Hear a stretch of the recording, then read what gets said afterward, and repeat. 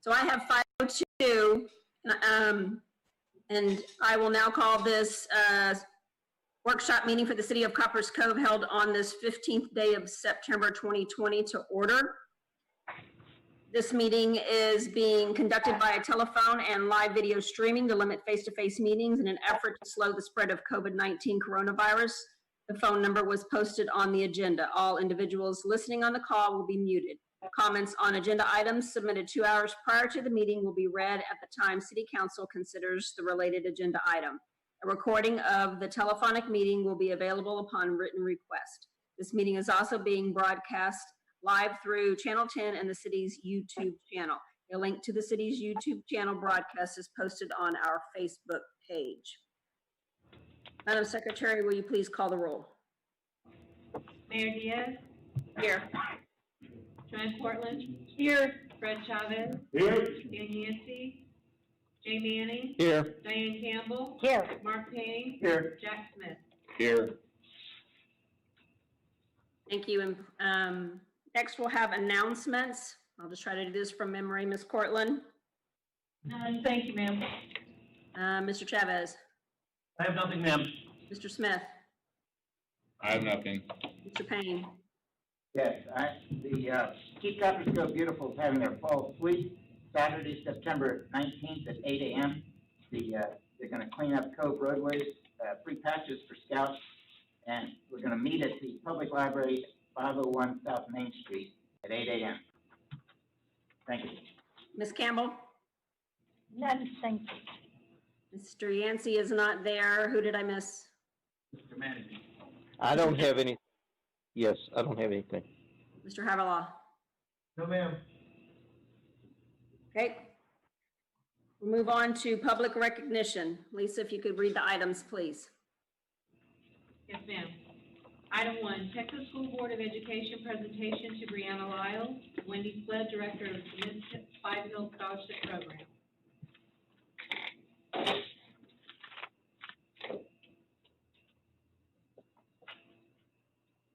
Good evening, Council, City Manager, and Mayor. I am so excited to be here. I told Ryan it feels like it's been a year since I've actually been in Council Chamber. So, and we are here on a momentous occasion because for the first time, at least that I know of, we have a Texas Student Hero. From among 5 million plus public school students, 2 of our Copperas Cove kiddos have been selected for this honor. It's given by the Texas State Board of Education. So I'm going to introduce those representatives now to recognize each one of these kids. So if we could have Sue Malone, please come forward. She is on the Texas State Board of Education representing District 14, and she will be recognizing our little Mr. Five Hills, Noah Spitzer, from 2019.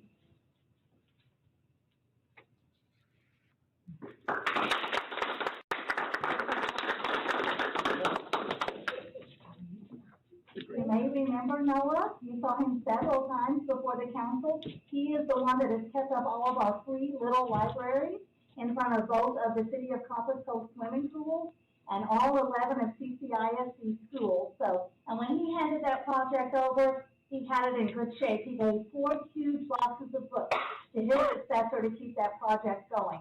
But every single month, and at some of our schools that needed it more than once a month, he was there to make sure those books were filled, those bins were filled with books, and our kids were reading. So amazing job by this Texas Student Hero, Noah Spitzer. I think I've got a teacher's voice, so I'm pretty loud. But Noah is every teacher's dream. He loves to read, and I can so relate to that because in growing up, I had my favorite spot to go get me a book and crawl behind the chair and read. So I am so proud of him and all he has accomplished.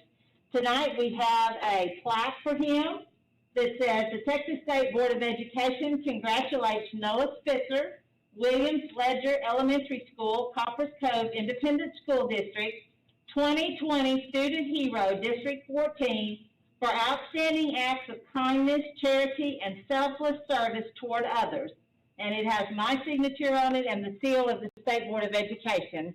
We also have the nomination form that he can have, and he can keep that. And I have a medal for you to put around your neck to wear. So you can tell everybody what a wonderful student you are.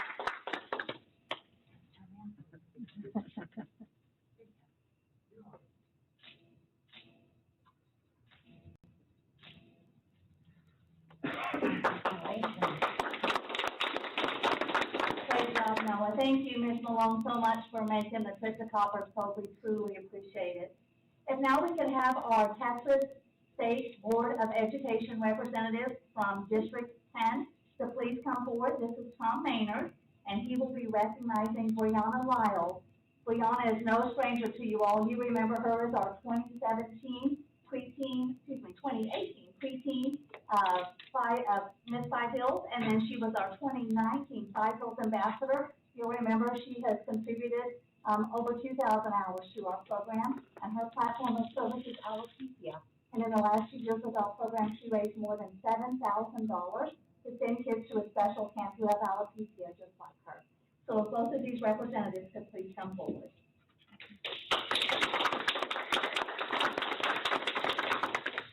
Let me just say just a very few words, is that back in 1994, the State Board of Education initiated a program to recognize heroes for children back in 1994. And in 2015, we started a program recognizing students that did great things. And it's my understanding that a year ago that y'all had a Heroes for Children here in Copper's Cove. Is that right?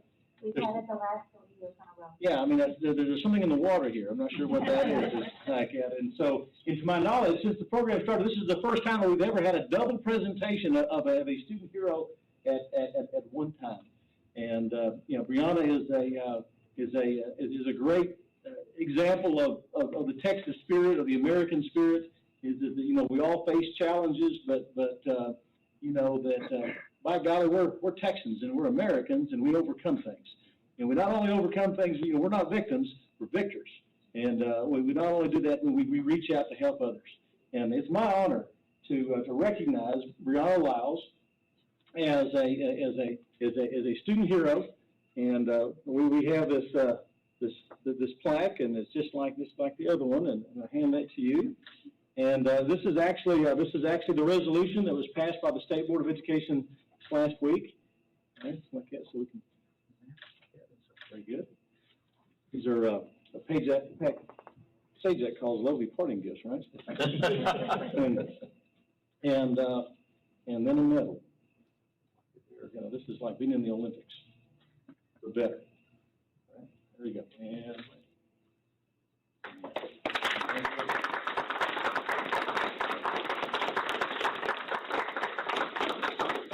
congratulations, and Brianna, your example challenges all of us to overcome and to reach past those adversities that we have. And you know, there's a scripture, you know, that says in Proverbs, it says, do not deny good for those who deserve it when it's in your power to act. And that's exactly what you've done. Congratulations, and we're all proud of you. So, thank you. Thank you all so much for letting us come before you to recognize these amazing kiddos, and we look forward to the time when we can all be back with you for the Presidential Volunteer Service Award. Thank you all so much. Thank you.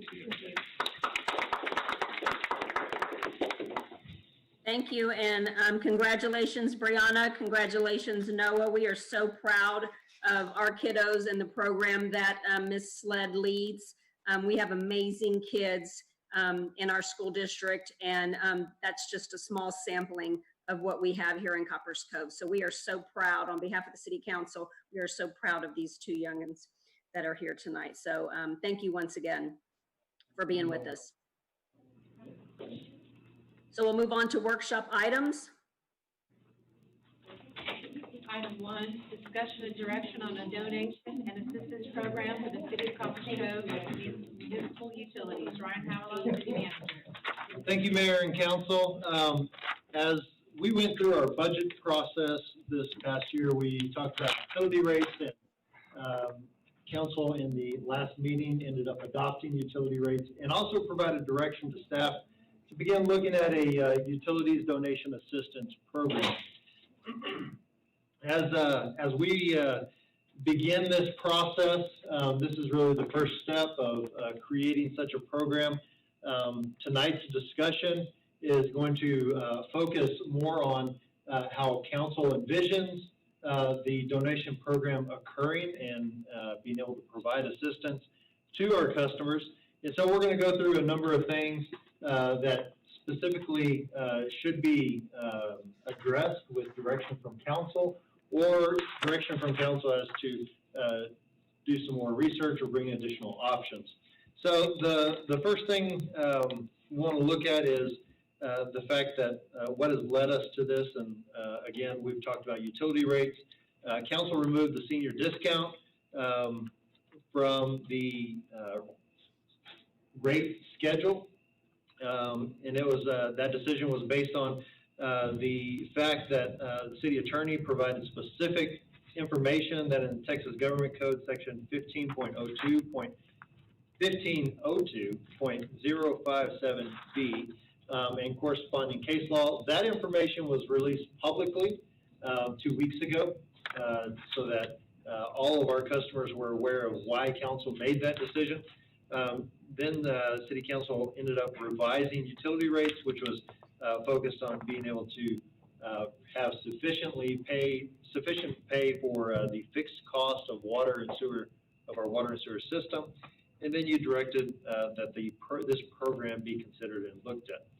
And so there are a number of areas that we need to consider in developing this program.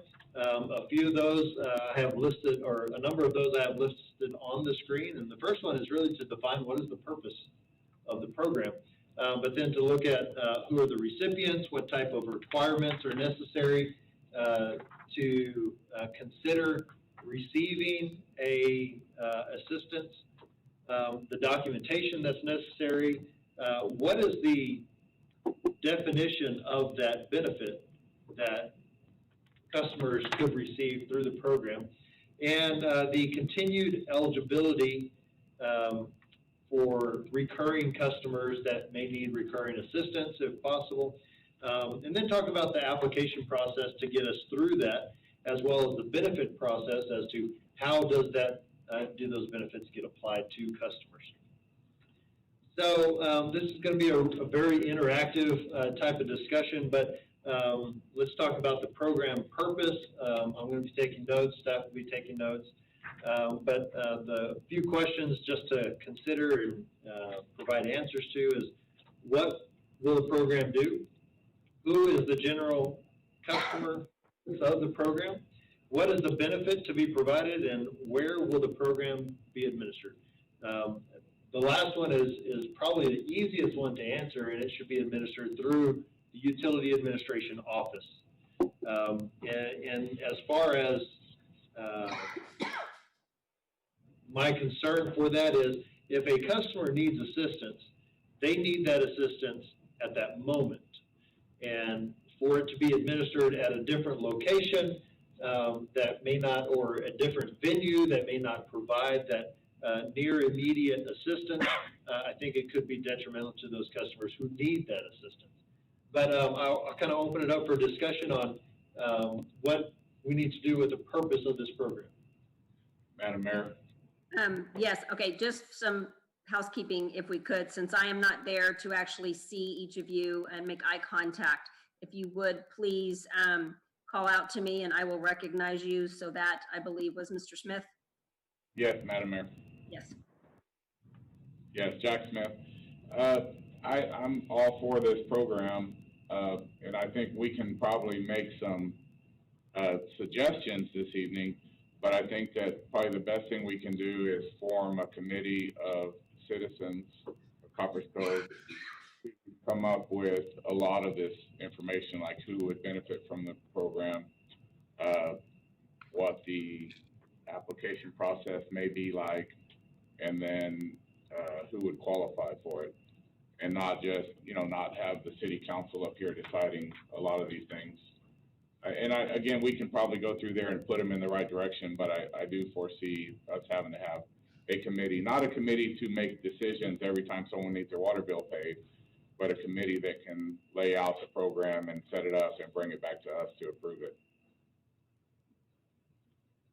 Mayor Diaz, Jay Yes. Manning, Yes. that may be, what we need to do, but we already answered the first question when we came up with the idea. It was to provide relief for those who, because of the increases in volumetric and the solid waste and drainage fees, were not able to come up with the $14. So we answered the second one, and that is that's the general customer that we would be focused on. And the benefit to be provided should be limited to the amount that they were impeded, it seems like. And if the city's going to administer it, we need to keep it as simple as possible so that it's not tied to a bunch of paperwork and documentation and research, but perhaps a person stating that they are not able to pay that, or that they are burdened by paying it, and somewhat trust naively that will be the case. But it does provide relief from what's had to happen. And I also think an interest in doing those things and trying not to let it turn into a social program is that people will help. I know that it will be helped if it's just a matter to relieve the stress that's been caused by the increase. And I think those funds are going to be important to start with, because until we get into what we talked about before with the rounding the bills up, it would take a long time for that to generate the funds. So we're going to have to appeal to people to greatly fund the thing to start with. And so in order to get that done, it has to not appear to be a social program. Thank you. Any other comments or input? Madam Mayor, Diane Campbell. I was doing quite a bit of research on this and trying to look at programs statewide and throughout the United States. And some of the criteria that they were using was that they would have to be at the poverty threshold. I don't know that I'm comfortable with those numbers when I think about a single under 65. According to the 2020 census, was somewhere around $12,760 annually. I think we could raise that number for our elderly. And a family group of 4, 2 children was $26,200. And they looked at the elderly and differently abled and households with children. And those households with elderly or differently abled or with children that were about to be disconnected. And what I also noted is that several of them limited it to a one-time grant to offset that bill. I'm not saying we need to do that, but that was some of the research that I found. And I do want to make one other comment. I hope that I'm very concerned about our citizens that are going to be significantly impacted by that. And I do believe that there are not-for-profits, churches, government programs that do help with bills. And if we could identify those early on to let people know when they call in to try to negotiate their water bill and payment for their bill, if we could help them know where they might go for those kinds of resources. That's all. Those might be a place to also find criteria for those programs that are already out there. They have criteria that these individuals have to meet, and that might be a source to find out what those parameters are from those programs. Madam Mayor, some of the things that I listed, that's what I found in my research. From those programs? Yes. Yes, okay. Thank you. I'm sure there's lots of others. Madam Mayor, Joanne Cortland. Yes. I do know that Reliant Energy actually has a donation program, and they have what they call a CARES program. And, one of their criteria is the person cannot make, more than 125% of whatever the poverty level is. Okay.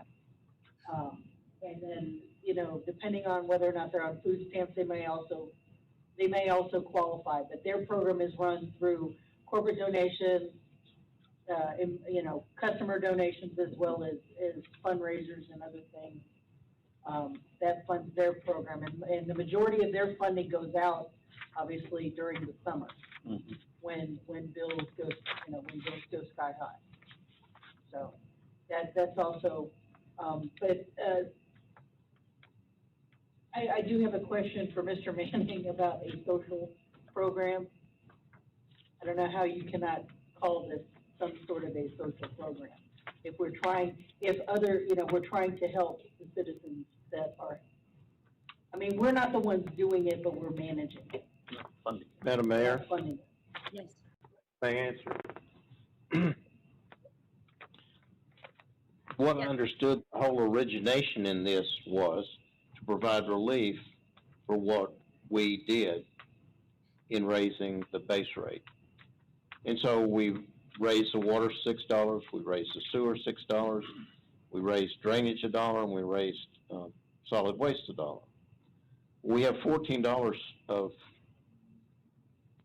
increase that someone has to bear. And I don't think that it needs to be, one thing that can sort out who should get it is the amount of usage, I believe.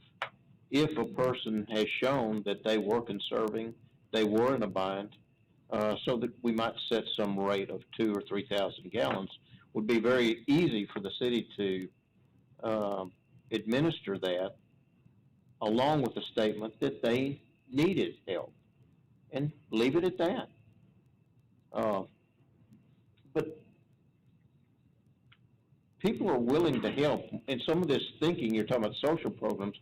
When I'm talking about social programs, are programs like our public transportation, where we pay $4.50 maybe for somebody to pay 50 cents to ride it, so that the citizen in Copperas Cove pays more than the user.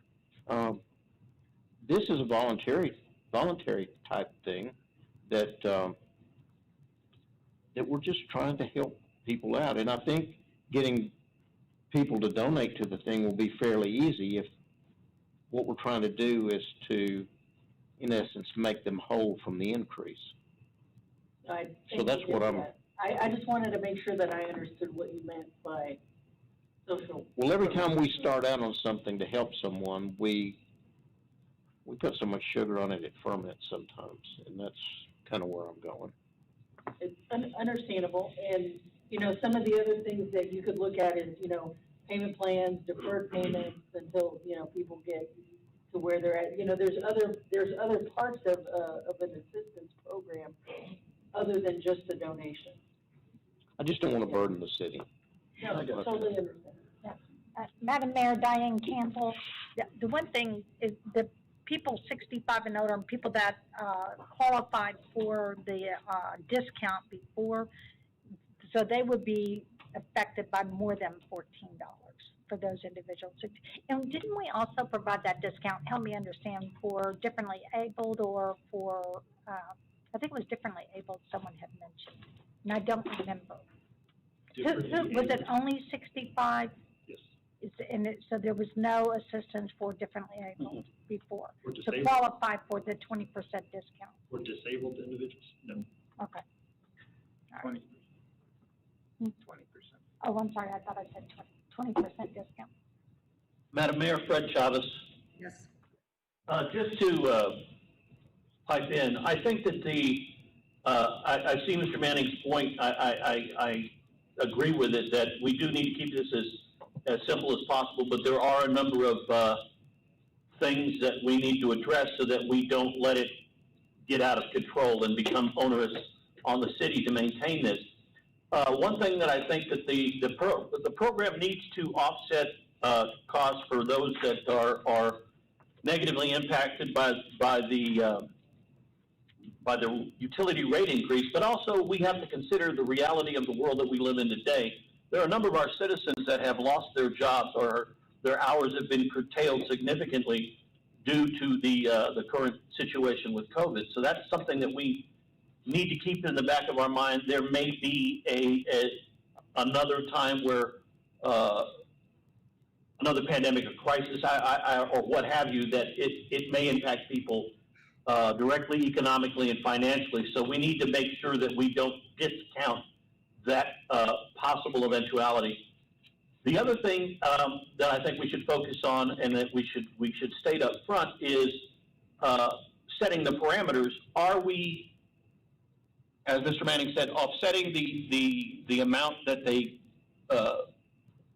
can no longer afford, or are we paying for the whole bill? In order to make sure that we have enough money to help the people that actually need it, I don't think footing the whole bill for the entire, paying for the entire bill is necessarily the best way to do that.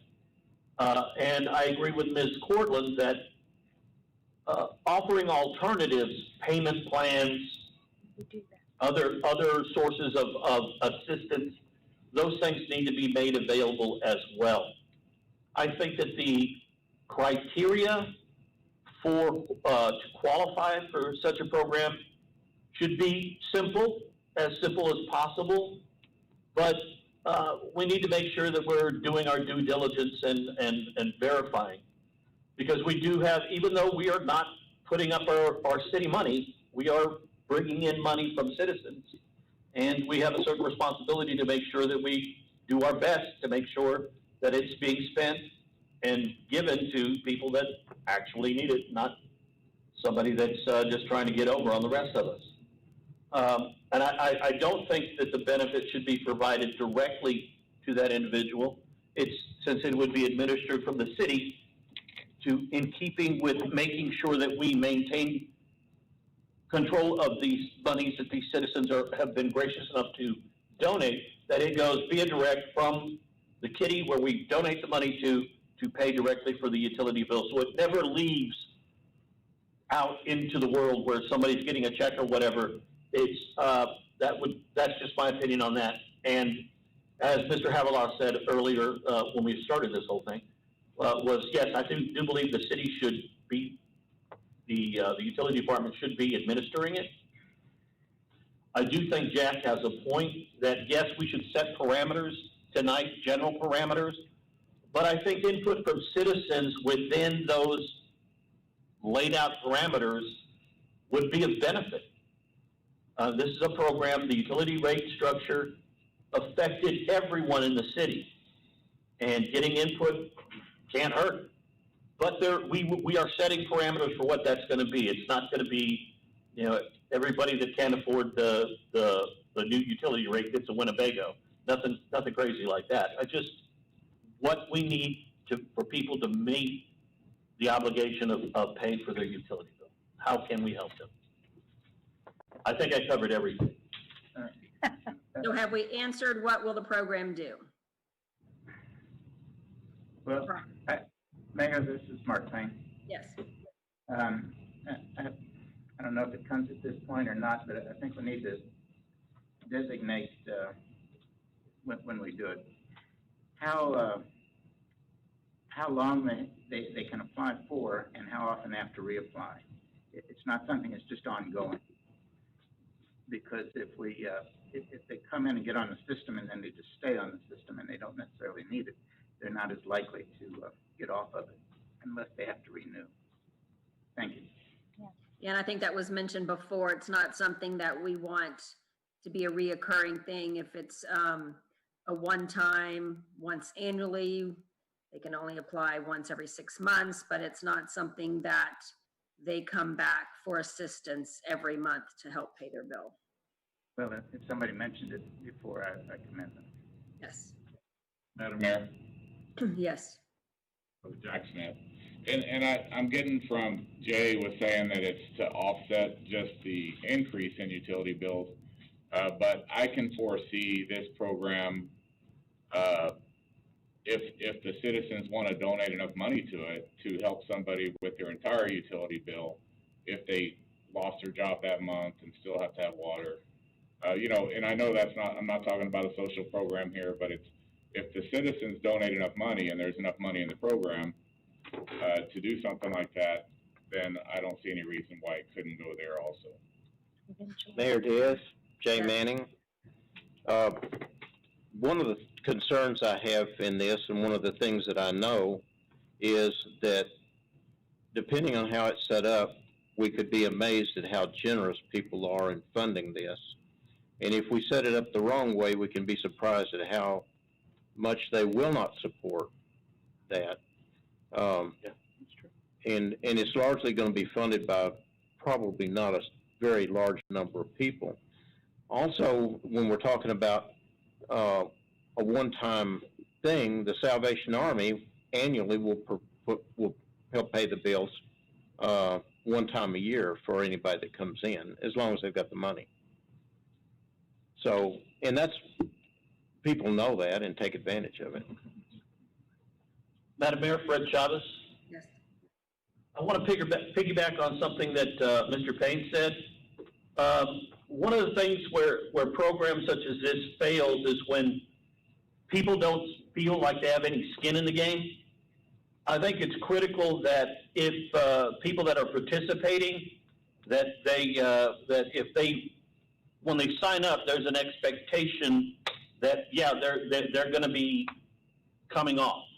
And there's an expectation of maybe some type of give back some way. And I don't know what that would look like or what that is, but studies have shown that if we just give things out,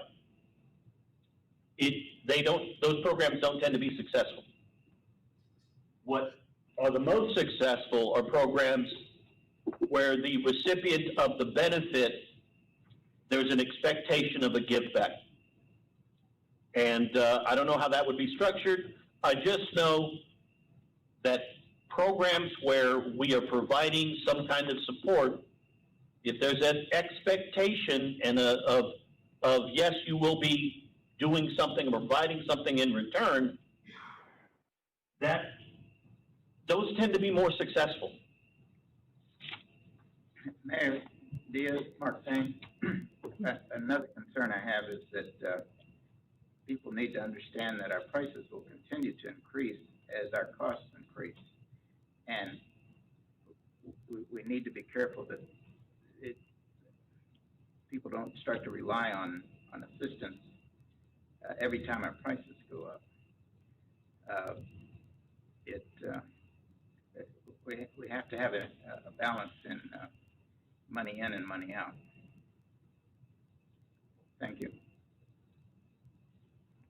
Okay. Again, Ryan, have we answered any of your questions? Mayor Diaz, I got lots of answers. If I can summarize it, from what I've heard, yes, we want to have a program to assist those with a focus on those impacted by rates or other needs such as income, family size, but to keep the application and determination process simple with a limited benefit or a limited assistance for benefit either by time or amount. Did I summarize that okay? Mm-hmm. I think so. Good, I had to say that verbally because I didn't write it down. So we'll get that off of the recording. So you feel like we've addressed all 4 of your bullet points here? Yes, ma'am. Now, my one question, Mayor and Council, is with the first recommendation that a citizen committee be formed to actually develop the program. Is there consensus on the council to do that? Madam Mayor, Joanne Cortland, I agree with having input, but I think it should be a joint effort to develop the program, not just the citizens developing the program. I think we need to have input from, the utility administration, from various other entities to make sure that we develop a program that we can manage and understand, well, here's what the criteria is, here's what the process is, you know, and making all those rules very, very clear. And I agree that people will be generous, but we also have to realize you've got, what, 14,000 customers. And I agree with Ms. Portland, having the utility administration a part of this process, because they're boots on the ground and they're dealing with these customers daily. And I think they see more of the need that's there. Madam Mayor, Yes. Jack Smith, I agree that the utility administration should be involved in this, and maybe even the ministerial alliance, should be involved in it and setting up the program or helping with the program, coming up with the criteria. And then whatever the committee comes up with, we'll have to approve, I believe. Mayor Diaz, Mark Payne. Yes. I'm in agreement that we need a bank of experience to draw upon in setting this up. Thank you. I just don't want us to put this off any longer because the impact is going to be coming soon. And I want to try to get this implemented as quickly as possible. Madam Mayor, Fred Chavez? Yes. Amen. Let's pull the trigger.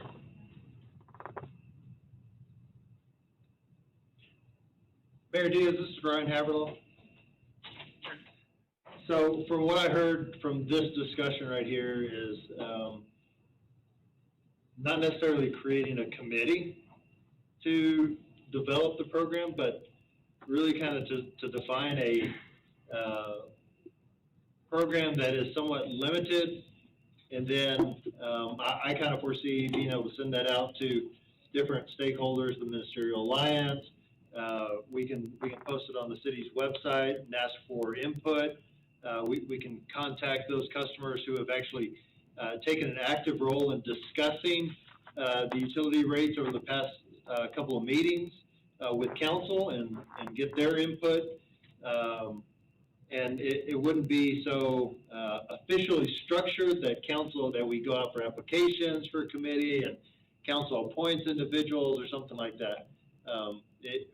Is council kind of okay with a more loose approach to that? Yes. Amen.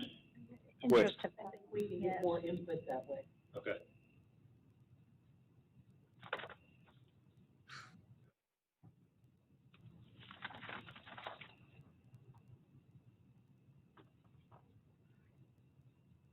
We answered all the questions. So, Mayor and Council, we've talked a lot about this. There's a whole lot more slides we can look at, and I'm just going to go through those quickly as we kind of walk through this, because Council has really provided some good direction as far as trying to keep this as simple as possible and with limited assistance. But looking at the recipient considerations, we'll look at it as far as, are they an active customer? Mm-hmm. They should. I would recommend that they be an active customer in order to receive or provide that assistance. Does council want to look at the amount of time that they've been a utility customer? Is that any consideration at all? Some programs out there do look at that. I'm not sure that that's necessary. It's up to council on whether you think that's necessary. Just one more hoop to jump through. I don't think so. Okay. So overall, I see a lot of shaking heads. No. No. Okay.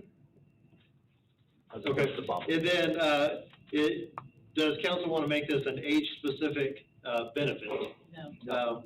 Again, and I just need to be very clear, the donation program is not a utility program which is governed or regulated by state law. This is a donation program, not dealing with utility rates, and so council could establish it as an age-specific program. No. No. Or 2 no's, 3 no's, 4 no's. I have a question, Diane Campbell. We have to, I would think that we're going to have to prioritize some way. So how would you prioritize who would get that? that would be part of the criteria, because there's, especially initially, there's gonna be a limited amount of money available. Mark, Mayor, could we do it the way we originally were doing it with the amount of water used? 5,000 gallons of water? Three. Three? Yeah, I think that's, That's a good one. it shows a conserving 4. Yeah, 3. Okay. Doesn't include a lot of the seniors that are having trouble, plus some of the lower income. Okay. Thank you, council. Mayor and council, the next area is really looking at the firearms. We already talked, try to make this as simple as possible. However, there was some discussion as far as ensuring that the benefit is provided to those who are in need. And so there's a number of items that we look at in requirements, income limits, COVID-19 impacts, unemployment status, life or living critical events, time of delinquency, and number of delinquencies. Of course, that's a lot of different criteria that I just listed there, and we've talked about trying to keep this simple. Are any of these things that council wants this program to really focus on, or not really focus on any of these, and just as Mr. Manning suggested, basically, if it's requested, that's kind of the need demonstrated. Diane Campbell, I do think income needs to be part of that criteria. That complicates the Process, administering the program Absolutely. quite a bit. okay. And there are other agencies that take care of many of these things. Not ongoing, but once a year, like I mentioned before, and in special needs. Well, Mark Payne, could we say it, once they've exhausted these other areas, then they come to us or How come would to you the prove city? that? That'd be cumbersome. It'd be hard to prove some of that. Well, if they've gone to these, they should be able to get some documentation. The other agencies can't even keep up with who went where. Yeah. So there's a lot of double dipping that goes on in that. I honestly think there's gotta be some kind of criteria or limit. We can't just have anyone coming to say, pay my bill. Mayor Diaz, Yes. we had talked about a limit of 3,000 gallons per month, which shows a need or perceived need to conserve in the past. Or they just don't use a lot of water, and we could pay their bill. Not pay the bill, pay the increase, the $14 that was increased.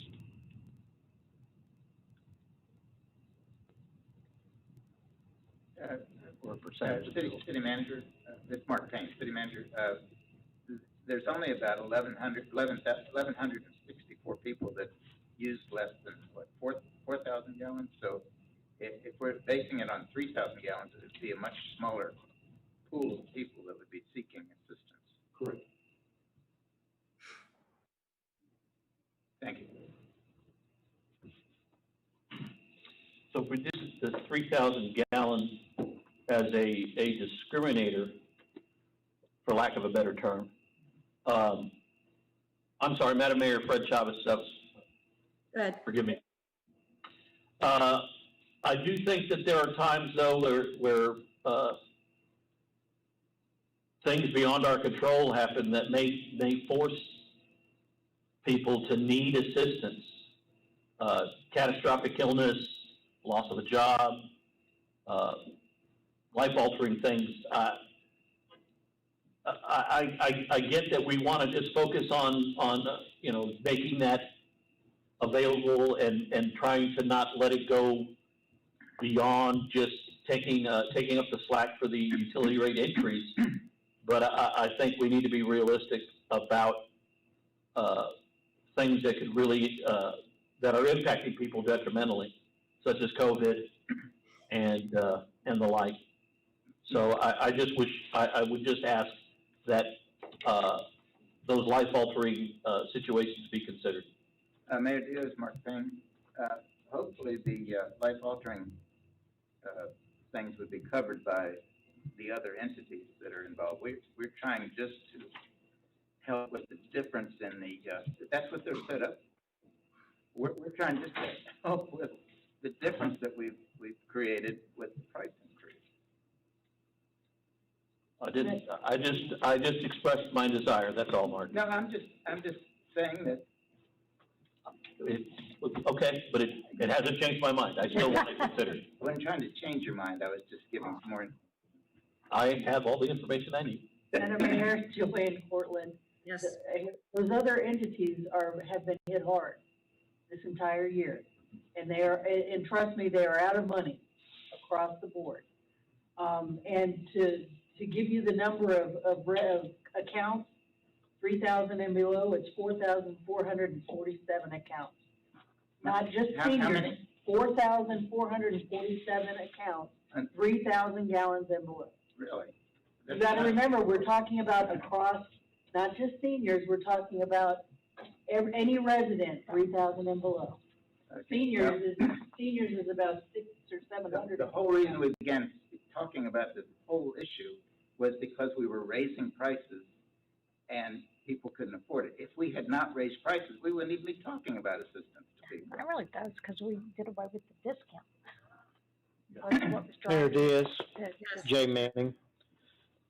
If we take those 4,000 customers and a quarter of them ask for help, that's 14,000 a year.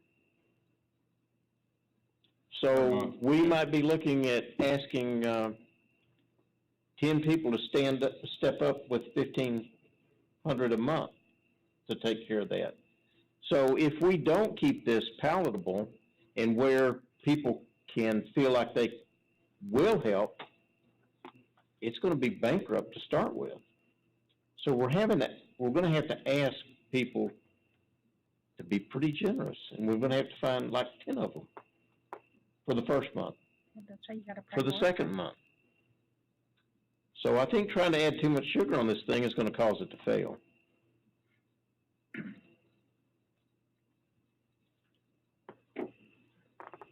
Madam Mayor, Yes.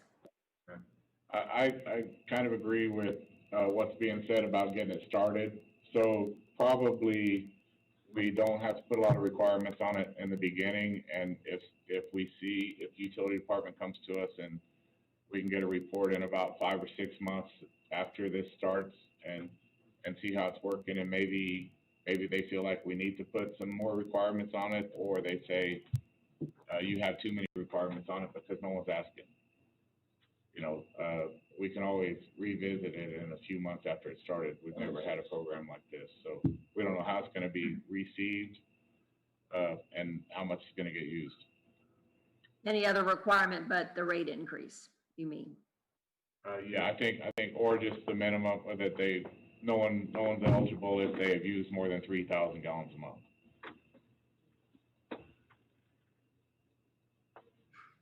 And correct, just if they come to the city and say, I wanna get on your program because I can't afford my water bill, they should be eligible if we have the money, and if we don't have the money, we can't give it out.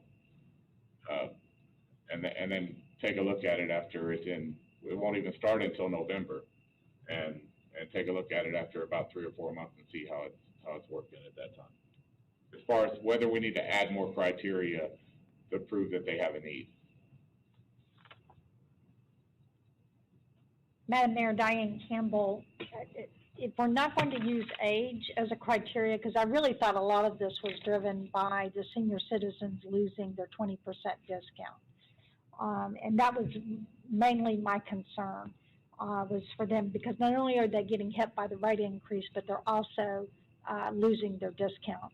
And if we're not going to use income, which would be as simple as bringing in your tax return to the office to be able to, we don't have to put anything, just bring your tax return, show such, so that's an easy way to do that. But then we need some criteria for opening up to over 4,000 accounts, and maybe delinquency would be part of that. I don't know. Well, Diane? Yes. Oh, Madam Mayor? Yes. May I answer? I've had some years that I had a negative 1040. Yeah. It didn't mean that I would qualify for asking for help. I'm sorry about our seniors. I'm a Oh, you're senior. a senior. You could, well, Jay, we're here to help you. Pay your water bill. Madam, No. Madam Mayor, If you apply. Mark Payne. Yeah, I also thought that we were mainly targeting senior, helping with the seniors, but the senior discount disappearing all at once. And, to start adding all these other things in there, we had to raise prices anyway. And we will have to raise the prices in the next year or two, and after that. And,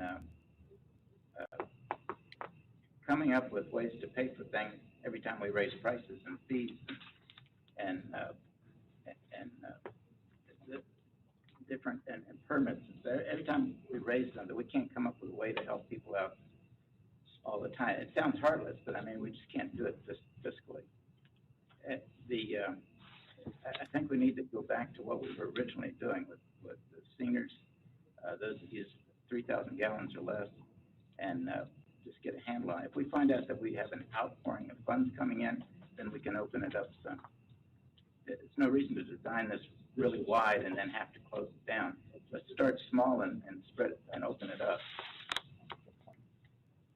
I must have heard different conversations, because in talking about this previously, I was never my understanding that we were just going to address seniors. Madam Mayor, Fred Chavez, I'm of the same mind. I never, that was never my thought or what I was putting in my support for. I thought it was something that was going to benefit, that could help anyone from single parent to some guy who just lost his job last month. Putting in the volumetric thing and then just leaving it open, I don't see the problem with that. I've not heard anyone say that for every fee raise, we're going to ask for assistance. This is just the utility for this right now, which we can revisit down the road if we're being too onerous on our criteria or not being hard enough. But no, I don't think this was, I never thought it was a seniors only type of deal. Mayor Diaz, Diane Campbell, I wasn't trying to say it was seniors only. I always understood that we were very concerned about our citizens that are economically challenged as well. It just gets so broad when you talk about 4,447 accounts. So I'm like, we got to put some money in there. 751 are senior accounts. Huh. How many? 751 are senior accounts. City manager, what was the figure of 1,164.84 that was shown that night that we were talking about, the number of accounts that? 1,653 total number of senior accounts, 1,000 to 30,000 gallons. What? Say that again. 1,653 senior accounts, from 1,000 gallons to 30,000 gallons. No, it was 1,164, whatever that amount. 11,088 were the regular customers. I'm looking at the I spreadsheet. appreciate your numbers, but that doesn't spark my memory with what we were talking about that night. Mayor Diaz, Ryan Havergal, Mr. Payne, I think what the number you might be talking about, and again, I don't have them right in front of me, but I think that was the senior customers with 5,000 gallons or less usage. 5,000 gallons or less usage, I think. It might be around there.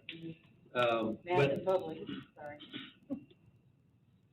But Mayor, as far as the requirements, again, it doesn't sound like there's a overall consensus on the requirements for the program. And so what we can do is, again, we can develop the program and be able to have options that we can just kind of insert into the program. I do have a concern with overburdening existing staff verifying information, personal information on customers in order to be able to provide that assistance as well. And so I definitely want to keep in mind that there is existing staff that will have to accommodate this program as well. And again, making the documentation process onerous will not only slow the process of this, but will slow the entire utility administration transaction process overall as well. So what we can do from a staff perspective is when we begin looking at this program and developing it, that it is developed in a way to ensure that not only is it as simple as we can get it for the customer, but also that it's not overburdensome for staff to administer the program. Is that acceptable kind of direction for council? Definitely. Works for me. You are correct, Ryan, it's 1156 for 5,000 gallons or less. Okay. Cool, thank you. Okay, so we have direction. Love numbers. I think so. Yes. The next area is looking at documentation, and again, we'll make sure that that's as simple as possible within the requirements that are included in there. The assistance for benefits. We've talked about a lot of things. One, I've heard up to 3,000 gallons. We've talked about just the increase in the rates. And so we will come up with a fairly simplistic formula to be able to develop what that assistance is to customers based on that direction. And then other considerations, you know, the continued eligibility. A lot of the discussion that I heard tonight was annual assistance. And so just first and foremost, does council kind of agree with that? Just providing a one-time annual assistance to customers, and then once that year is over, then those customers can request assistance in that next or following year. Is that something that council is agreeable to? Are you talking about monthly for the first year? Or no? No, once a year.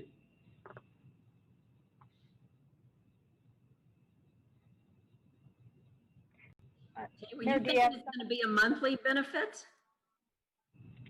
I'm only talking about $14 for a period of time to relieve the stress that was caused by going up on those fees that time.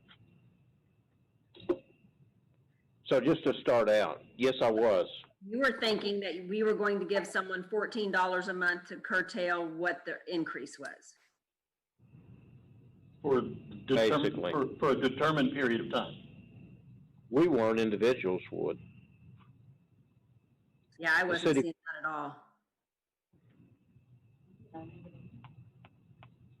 Say that again, Mayor. I wasn't envisioning it being like that at all, like a monthly stipend, for the increase. So that's what we're talking about the whole time. Yeah, I wasn't thinking that either. You were thinking a monthly thing. Wasn't So thinking. what are you all thinking? I was thinking if somebody can't pay their bill one month and there's donations in the water department for this purpose, they can come into the water department and say, I can't pay my bill. That'll be a tremendous amount of work on the staff's part, to do it every month. I was thinking at least every 6 months.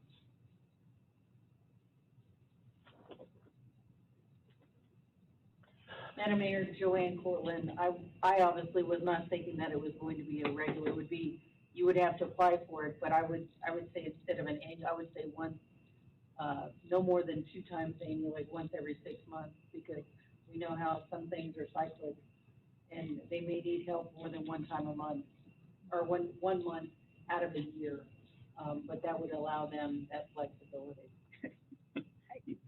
Mayor Diaz, Diane Campbell, I just have a question for clarity. Are you talking about the $14.83, $15, or are you talking about the whole bill? Because it sounded like Jack was talking about the whole bill. And I'm not necessarily talking about the whole bill, because not everybody's, and again, when you look at the rates, it's staggered depending on the size of their meter and all this other stuff, and then you bring in the senior discount, that's going to be obviously more than just $14. Right. So I think it would be what are they asking help with? Mm-hmm. If they cannot pay their whole bill, do we consider that? If, let's say, they can pay $50 of their bill, but they can't pay the other $30, that's obviously more than just $14. I think it depends on what the citizen, what help that citizen needs at that point in time. Well, again, Mark Bain, again, if we had not raised the prices, we would not be having this discussion at all. The fact that we raised prices, that difference is the only thing we really need to come up with right now, until we find out how much donations we're going to get. What about the senior discount, Mark? Well, the senior discount is part of that the other 20%, yeah. But that has to be monthly, but we don't wanna have them come in every month and do it, so they do it twice a month. We keep switching back between senior discounts and 14% volumetric rate. We've got to do it less often. I mean, we've got to have the staff have to go through this less often than every month. It's just not gonna be possible. But they may not need help that's what I'm saying, it's not, we're just not giving away donations to whoever for 6 months at a time. That's not how that's supposed to work, it's supposed to work when you are in need. I think we've lost track of why we were giving money to them in the first place. The first place was we displaced a certain amount of money that they were gonna have to pay extra every month. So that's not gonna be a once a month or twice a year thing. That's gonna be every month, it's gonna be that difference that they weren't ready to pay. And so, and then the senior discount. Every single account holder, no, I'm just saying, but that affects, what Mark is saying, that affects every single utility account. No, he set a limit at 3,000. No, but that's 4,000, that's 4,400 accounts. I don't think that's doable.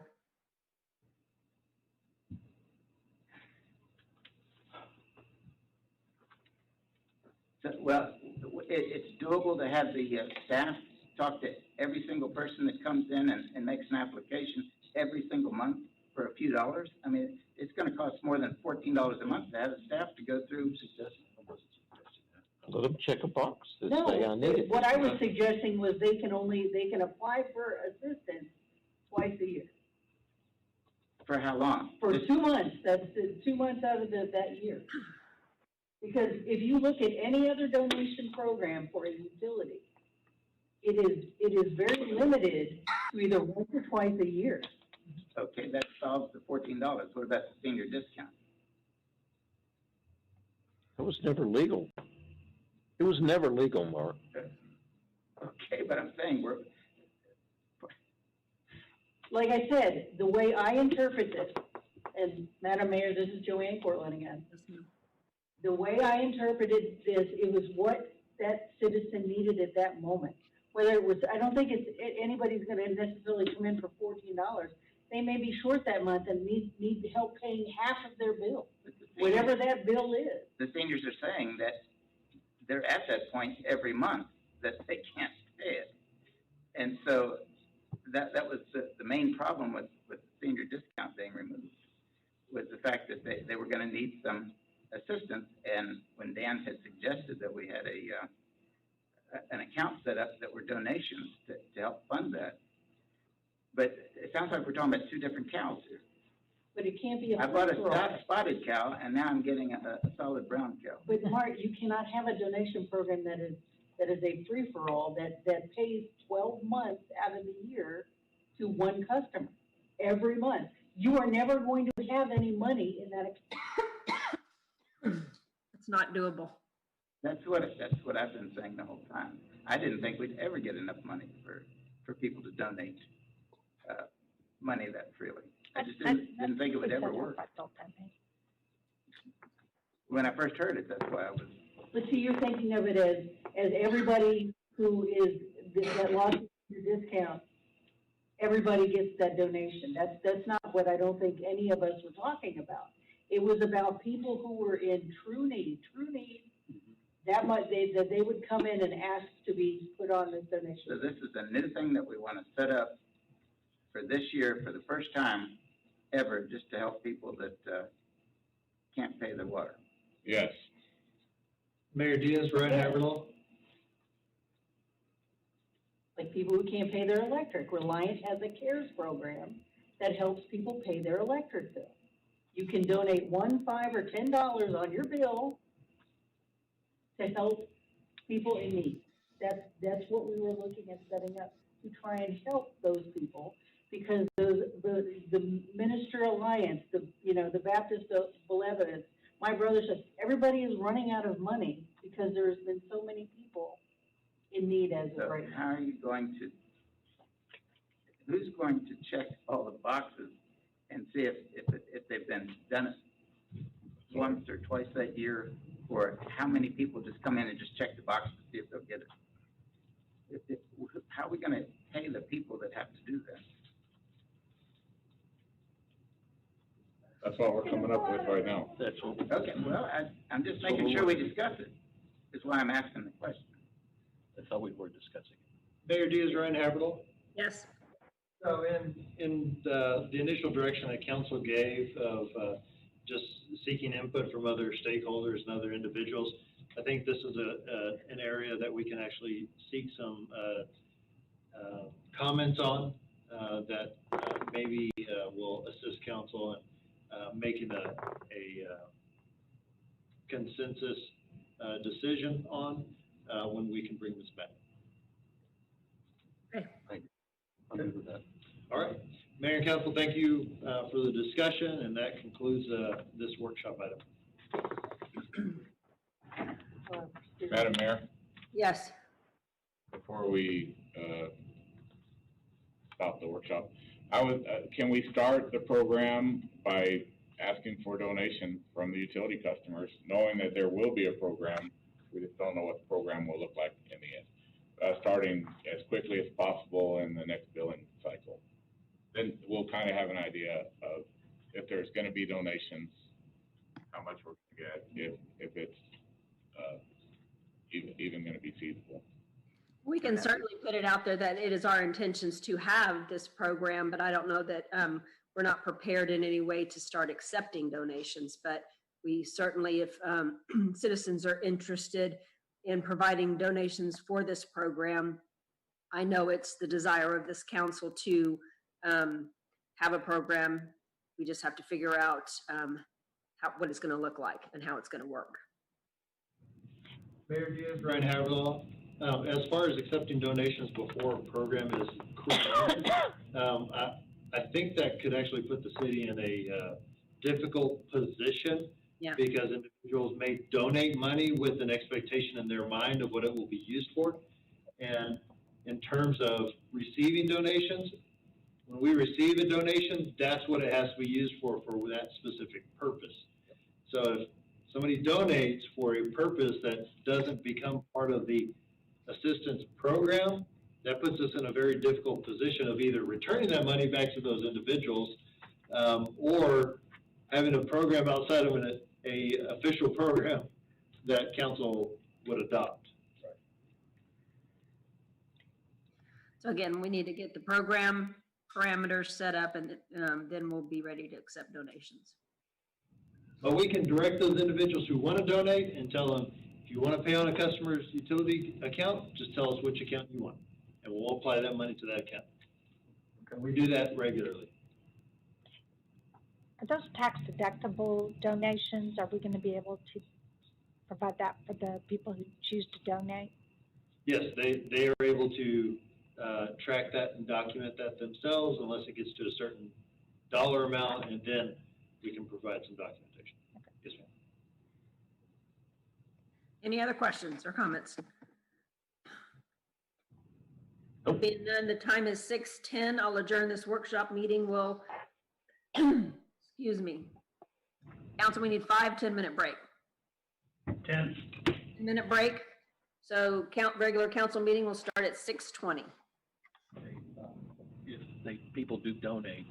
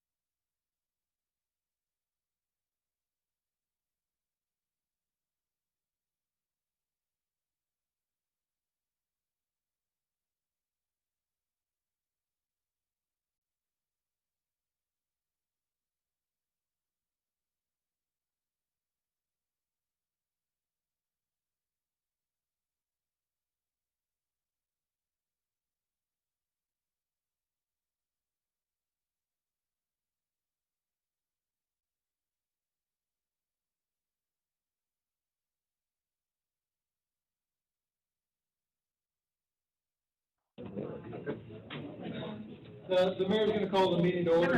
My Take your seats. I don't know what the right answer is. Are we ready? Yes, ma'am. Good evening. The time is 6:20, and I will call this regular council meeting held this 15th day of September 2020 to order. Invocation and Pledge of Allegiance this evening will be led by Mr. Chavez. Would you please rise? Please join me in prayer. Heavenly Father, we thank you for bringing this here together. Thank you for the wonderful weather we've been experiencing and that life-giving rain you gave us earlier. Dear Lord, help us all to realize that there is only one race, the human race, and together, Lord, we can make tremendous and wonderful things happen. Help each of us realize that we can be the change that we'd like to see in the world. Help us all use kindness in our words and in our deeds to make this world a better place. In your name, we pray. Amen. Amen. Please join me in the Pledge of Allegiance to our nation's flag. I pledge allegiance to the flag of the United States of America and to the republic for which it stands, one nation, under God, indivisible, with liberty and justice for all. And to the Texas flag. Honor the Texas flag. I pledge allegiance to thee, Texas, one state, under God, one and indivisible. Thank you. This meeting is being conducted by telephone and live video streaming to limit face-to-face meetings in an effort to slow the spread of COVID-19 coronavirus. The phone number was posted on the agenda. All individuals listening on the call will be muted. Comments on agenda items submitted 2 hours prior to the meeting will be read at the time City Council considers the related agenda item. A recording of the telephonic meeting will be available upon written request. This meeting is also being broadcast live through Channel 10 and the city's YouTube channel. A link to the city's YouTube channel broadcast is posted on the Facebook page.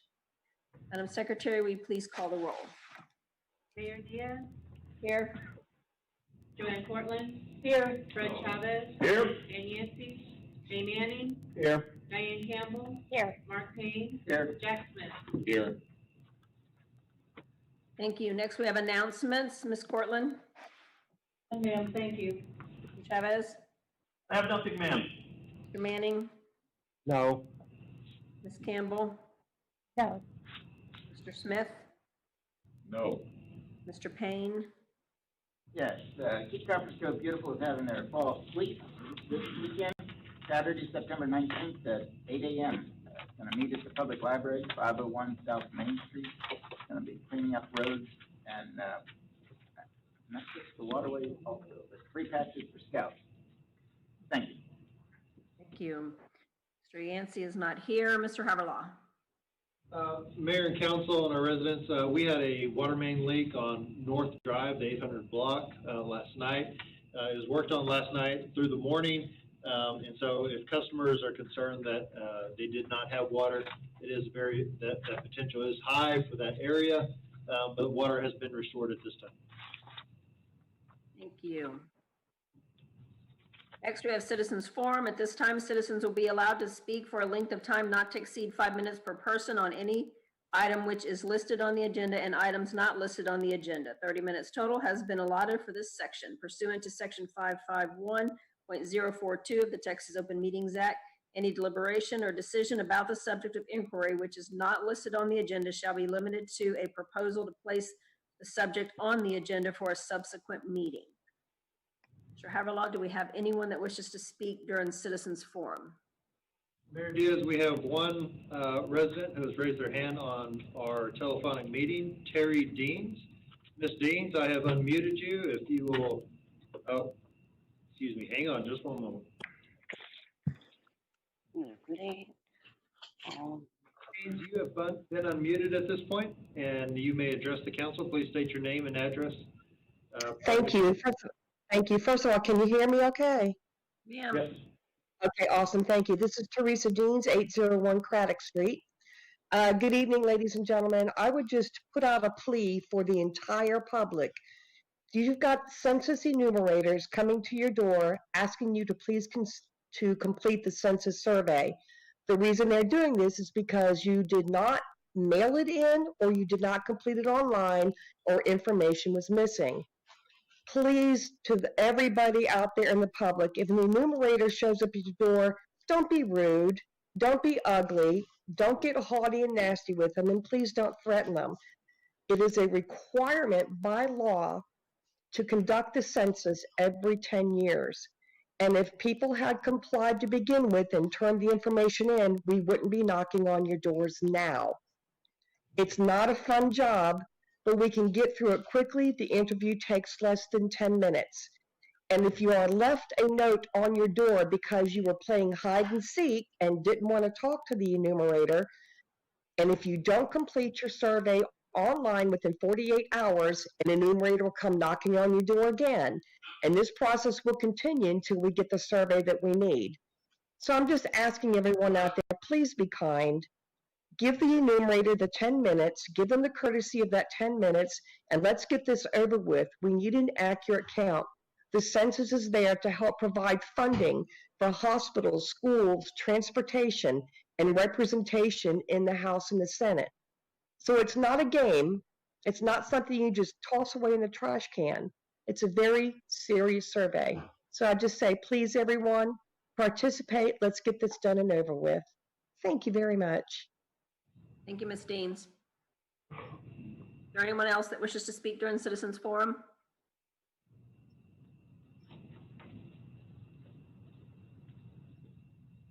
Mayor, there's somebody approaching the podium. Thank you. Please state your name and address for the record. Clarence Enoch, 1302 Phyllis Drive. Honorable Mayor and City Council, on the early morning hours of September 2nd, 2020, a powerful storm packed with strong winds and torrential rain pummeled the local area. As a result, a number of large trees collapsed across the city. In my own neighborhood, 2 very large trees fell across the sidewalk, obstructing driveways and portions of the roadway. Before I could dress and begin to evaluate the situation, a crew from the street department responded and quickly went to work. Working through the rain and inclement conditions, the team donned their safety gear and swiftly cut, cleared, and stacked the large obstructions with manpower, various pieces of power equipment, and a backhoe.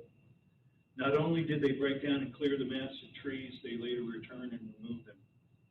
I'd venture to say that many of us take for granted the extraordinary amount of effort and devotion that employees of the street department exercise on a daily basis to maintain the many miles of city thoroughfares and infrastructure. I would like to extend my thanks to street department employees Kevin Foster, Ryan Steiger, Michael Ahart, Trey Shoemate, Augustus Camarelli, and Donald Jackson for their conscientious, admirable, and inspiring work in responding to this incident. Their efforts reflect the highest level of service and commitment and are worthy of great praise and appreciation. Additionally, I would like to thank the City Manager, Ryan Haveloff, for his leadership and attentiveness during this time as he personally drove through neighborhoods evaluating conditions and very quietly provided support to citizens. There is little doubt that the motivation and commitment shown by members of the street department and all employees of the city directly reflect the values and commitment demonstrated by the city manager's office. I would respectfully request that a copy of this letter be included in each employee's personal file. Awesome. Thank you, Mr. Enoch. Mayor Diaz, we have a caller with phone number ending 7834. Caller, I have unmuted you. If you'll press *6 to unmute yourself, please provide your name and address before your comment. Hi, yes, my name is Stephanie Blackman. I'm at 620 Allen Street. So I've noticed that my water bill has recently, drastically shot up, because it started off when we first moved in March. My April bill was 2,000 gallons of water, and it randomly has jumped up to almost 12,000 gallons, and it's just my husband, myself, and our infant, who really doesn't use that much water. And then I've also noticed that our solid waste, for just one trash can and one recycling bin, is over about $38, whereas there's some people who have a lower cost for theirs, and then there's other people who are paying the same as I am that have 2 trash cans and a recycling bin. It's really confusing on how I can be spending so much money on this.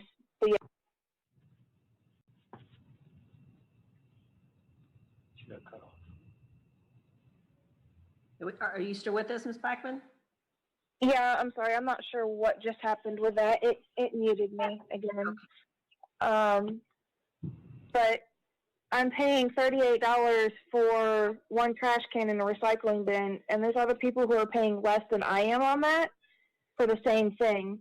And then we have other people who are probably paying as much as I am who have 2 trash cans in a recycling bin.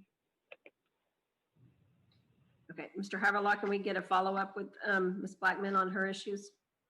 Ma'am. You'll have the city manager follow up and address the concerns you have with your bill. Okay, thank you. You're welcome. Mayor, we have another caller. Actually, this is the caller ending 7834. Please state your name and address for your comment.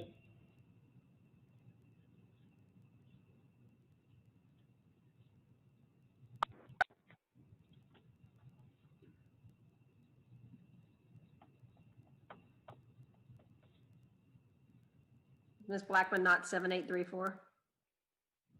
No.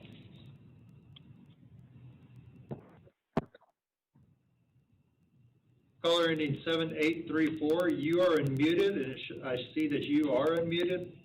You may need to unmute your phone on your device. Yes, sir. Can you hear me now? Yes. That's exactly what it was. My apologies. Good evening, ladies and gentlemen. Honorable Mayor, City Council, my name is Ozgan, 2413 Merle Drive. There's a couple of things I'd like to speak on in regards to the increase in the water bills. So I first and foremost want to say that no judgment shall be made whether people would be donating or not.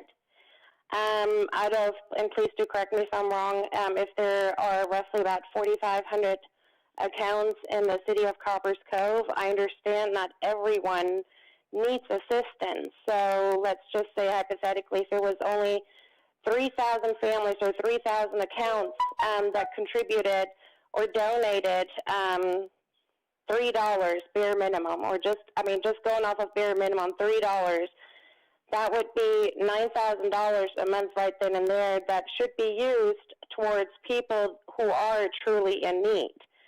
And I do agree with the council to not want to put additional burden on the staff working for the city. And on that note, I would like to let y'all know that I am happy to assist and volunteer, whether it is doing fundraisers or anything that can help increase the balance in the donation account to be used towards families in need who need help with paying their bill.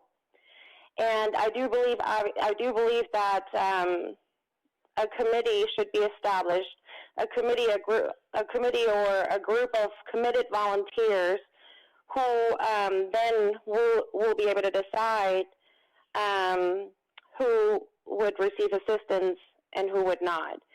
And I also agree that criteria definitely have to be added.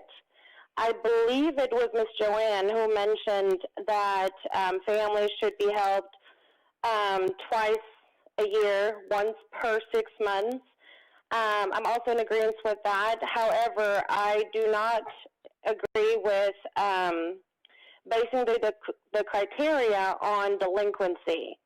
That's something that could possibly drive people to purposely not pay their bills on time. So I feel like there have to be other criterias that need to be met in order to receive assistance. I do want to say that just like the city and everyone needs money because everyone is short, so do the citizens, so do the people. I am worried and afraid for this town to not be able to pay their bills and contribute towards whether it's a bankruptcy or bigger things that we don't even want to think about. I mean, it could drive people to leave this town, which could come with additional issues. So I don't want the city to be set up for failure. I've lived here for 12 plus years. My child was born here, and I love it here, and I want to make sure that this community stays in place. And another thing I do want to say, I understand where it said that the senior discount is illegal. My question is just, if it's illegal, then I don't understand why it was okay for 30 plus years. Also, I know this has been talked about since 2017, removing the senior discount, and it's been up for debate, only removing half of it, et cetera, et cetera. If it's illegal, then this should have been, let's just say hypothetically, if the city didn't realize or notice until 2017 that it was illegal, then it should have been removed right then and there. So if it's illegal, then I'm wanting to know or wondering why it wasn't removed right then and there. Because if it's illegal, I 100% agree, then it should not be done. But it's just, I guess from a citizen standpoint, hard to understand how for 30 plus years it was not illegal. Well, it was always illegal, absolutely, but how it was okay to do it for the last 30 plus years, and out of a sudden the emphasis is being put on illegal.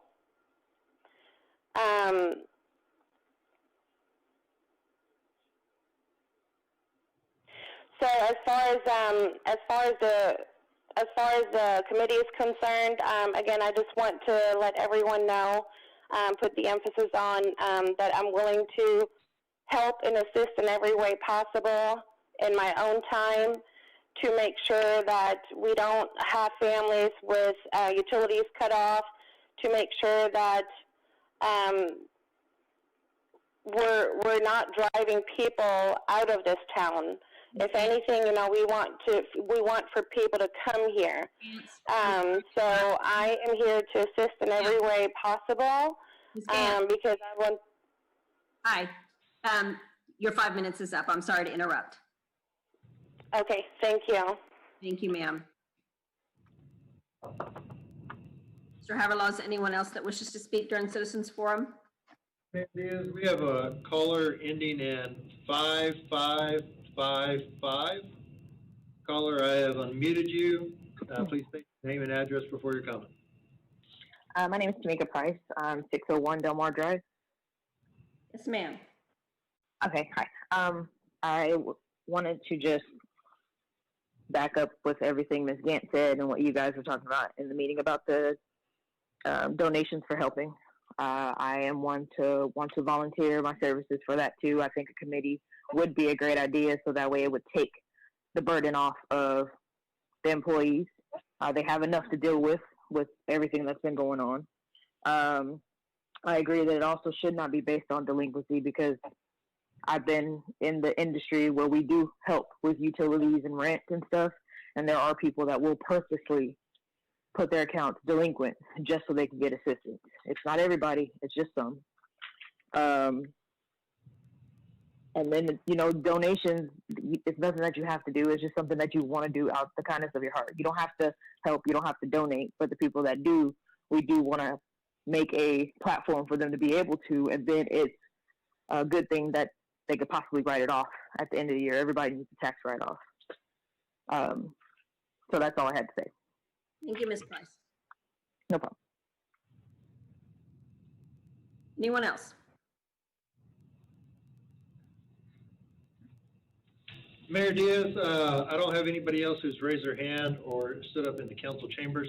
I did receive an email with one comment, and this is the email.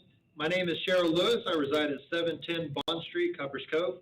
My comments are concerning a request to the council to look into the water app/website that we as citizens must use to manage and track our household usage of water.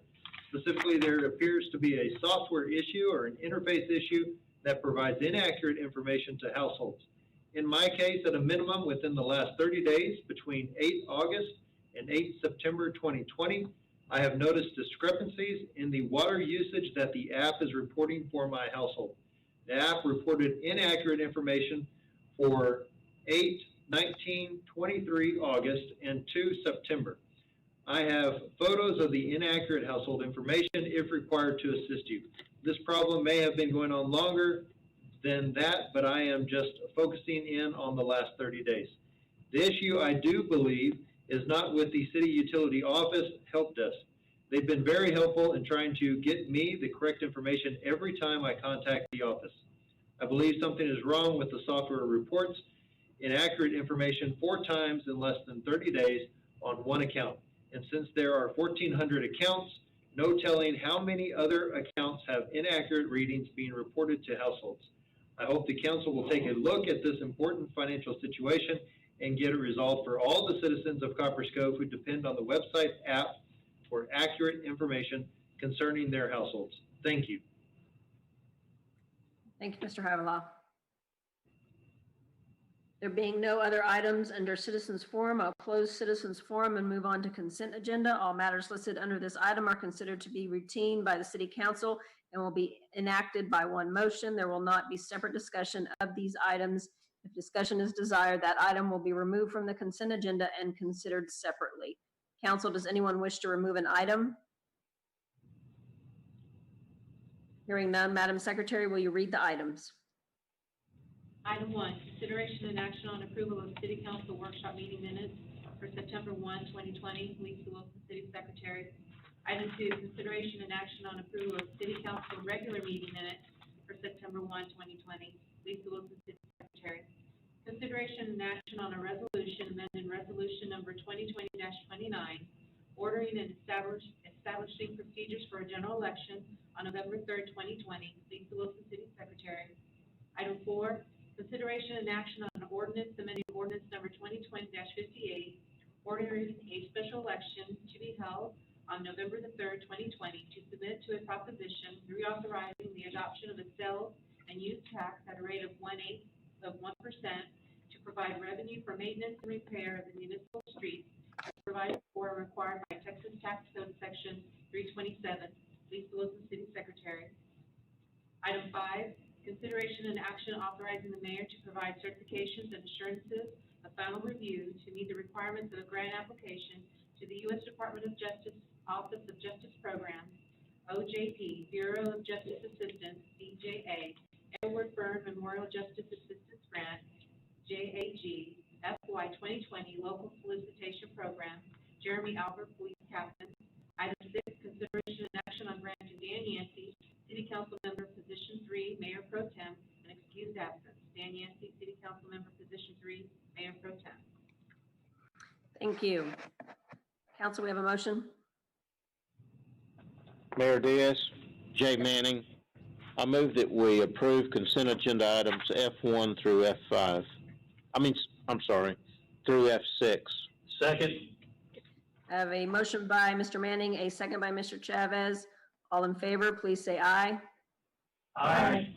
Any opposed? Motion carries. Item G, public hearings and action. A governmental body shall allow each member of the public who desires to address the body regarding an item on an agenda for an open meeting of the body to address the body regarding the item at the meeting before or during the body's consideration of the item. There are no public hearings this evening. We'll move on to action items. H1, consideration and action on the appointment, reappointment of members to the Keep Coppers Cove Beautiful Commission. Roxanne Flores Ahmed, Executive Director. Good evening, Mayor, City Council, and City Manager. The position vacancies were advertised on June 25th, 2020 with a submittal deadline of August 4th, 2020. 4 applications were received from Mary Derrick, Samantha Jones, Romyers Preston, and Alexis Webster.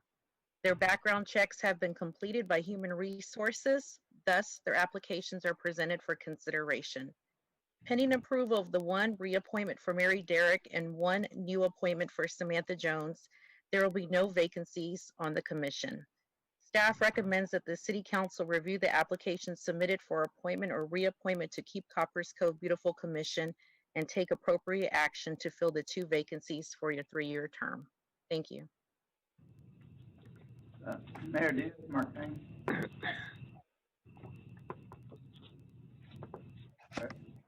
Okay, Yes.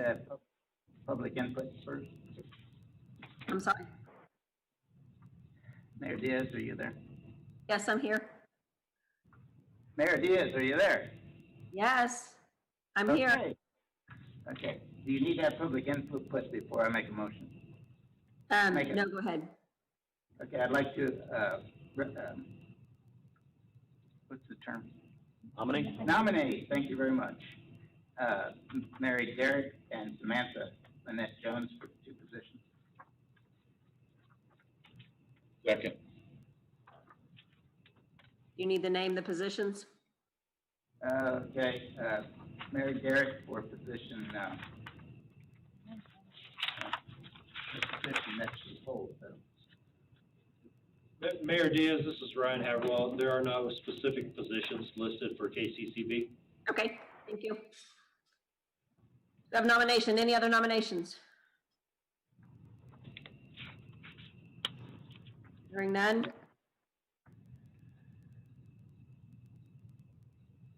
So we just move forward to voting? I have to make a motion to vote, well, I guess we just vote then. Or do I make a motion? You already made the motion. No, I did a, Nomination. I did a Make the nomination. nomination. So close nominations and now entertain a motion. Okay, Mayor Diaz, Mark Payne, I'd like to make a motion that, the city council, vote on the 2, nominees to fill the 2 vacancies for a 3-year term, please. Second. I have a motion by Mr. Payne, a second by Mr. Chavez. Any further discussion? Hearing none, all in favor, please say aye. Aye. Any opposed? Is that a cough or an opposition? It was a cough. Sorry, I'm not in the room.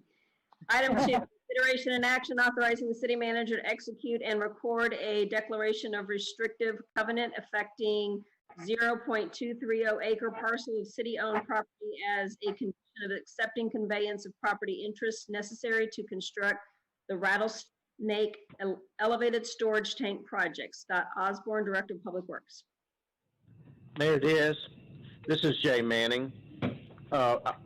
I filed the proper paperwork with the city secretary, and I will be excused for H2 and H3 because I have an interest in them. Okay.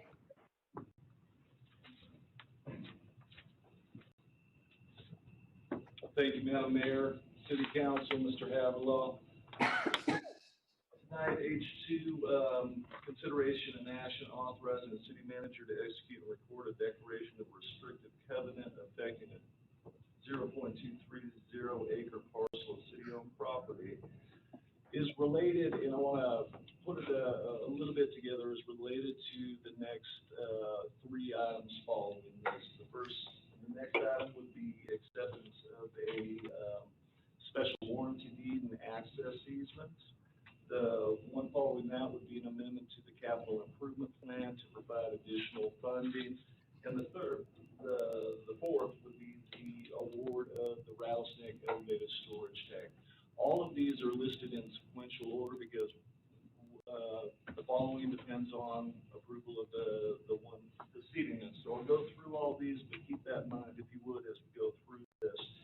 Relating to the declaration of restricted covenant, I want to go through a little bit of the background information leading up to why city staff is recommending that city council authorize city manager to execute a restricted covenant to be placed on currently owned city-owned property. Back in 1978, Curtis and Joyce Manning conveyed the existing Rattlesnake Standpipe property to the city, basically for the intent of the city using this property to erect a elevated storage tank on the site for public purposes, in essence.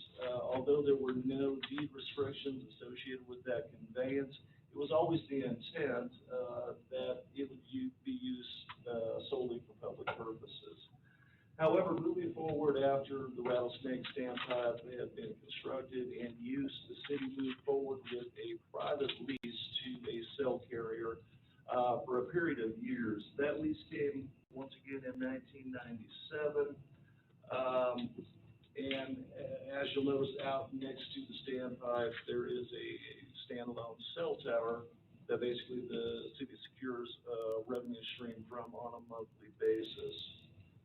So as we were looking at the capital improvement project we'll be discussing, which is the replacement of the Rattlesnake elevated storage tank with a new elevated storage tank, city staff, coupled with the city's design engineer, the MRV group, looked at various different sites back in 2018 surrounding the existing standpipe. Of those sites, I believe 4 were considered. Each of those potential sites proved that they had their own separate issues, whether that be the city would have to acquire additional property from CCISD.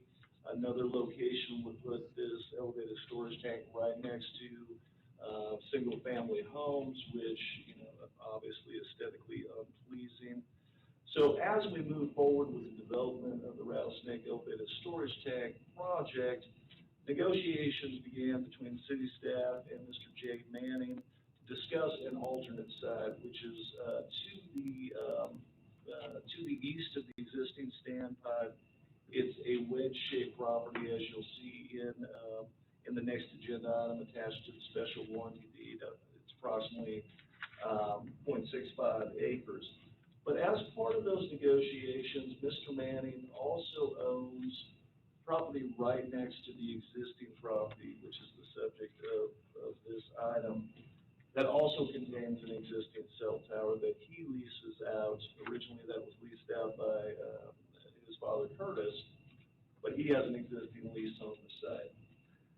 So getting down to the restricted covenant, I want to detail what the existing lease provides for on the cell tower, because if City Council moves forward with approval of this declaration of restricted covenant, what that means is this will be recorded in the land records.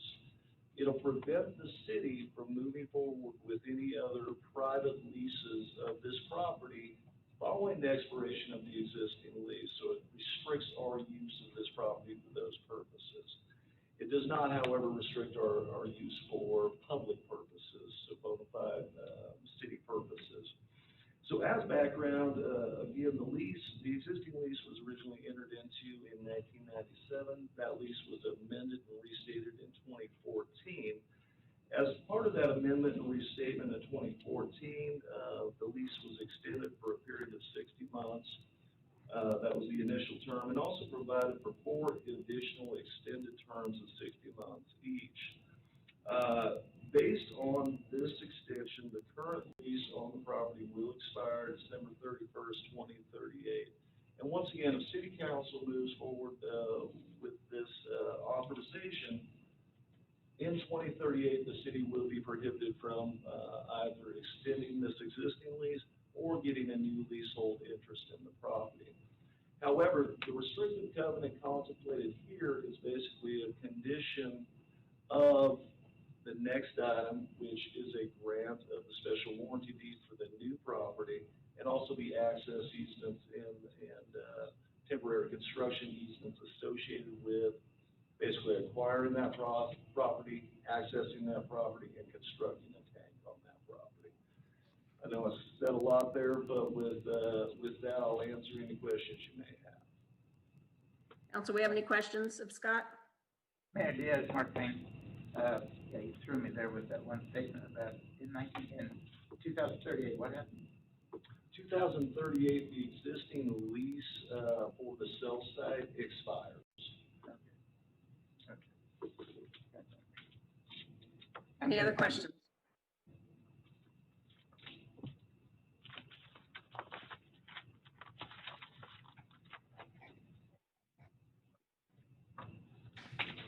Lost my place.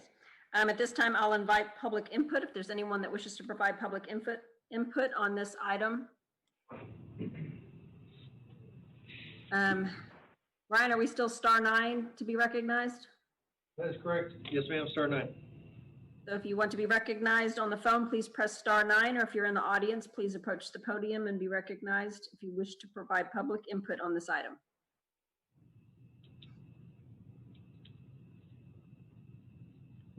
Mayor, no one has raised their hand or approached the podium. Thank you. Appears to be no one. Council, we have a motion. Mayor Diaz, Mark Payne. Yes. I'd like to make a motion that City Council authorize the execution and recording of the declaration of restrictive covenant agreement as required to secure adjacent property necessary for the construction of the new Rattlesnake elevated storage tank. Second, Diane Campbell. I have a motion by Mr. Payne, a second by Ms. Campbell. Any further discussion? Hearing none, all in favor, please say aye. Aye. Any opposed? Motion carries. Item 3, consideration action authorizing city manager to execute acceptance of property interests necessary to construct the Rattlesnake elevated storage tank project, including a special warranty deed and an access easement and temporary construction easement agreement conveying real property and easements to the city. Scott Osborne, Director of Public Works. Thank you once again, Madam Mayor, City Council. The second in this series of action items is to authorize the city manager to accept or to execute the acceptance of property interests necessary to construct the Rattlesnake elevated storage tank project. Included within those interests are a special warranty deed for the property from J. Manning.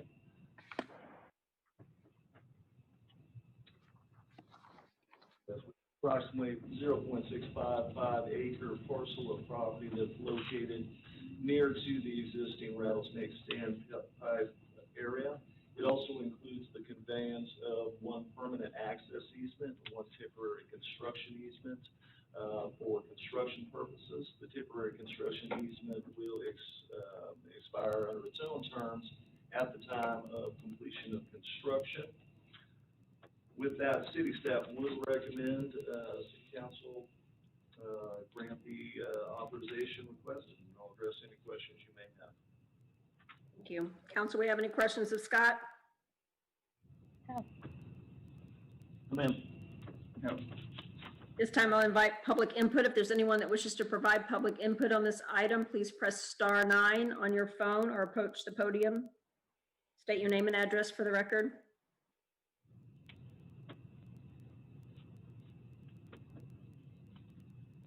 Mayor Diaz, no one has raised their hand or approached the podium. Thank you. Council, do we have a motion? Mayor Diaz, Mark Payne.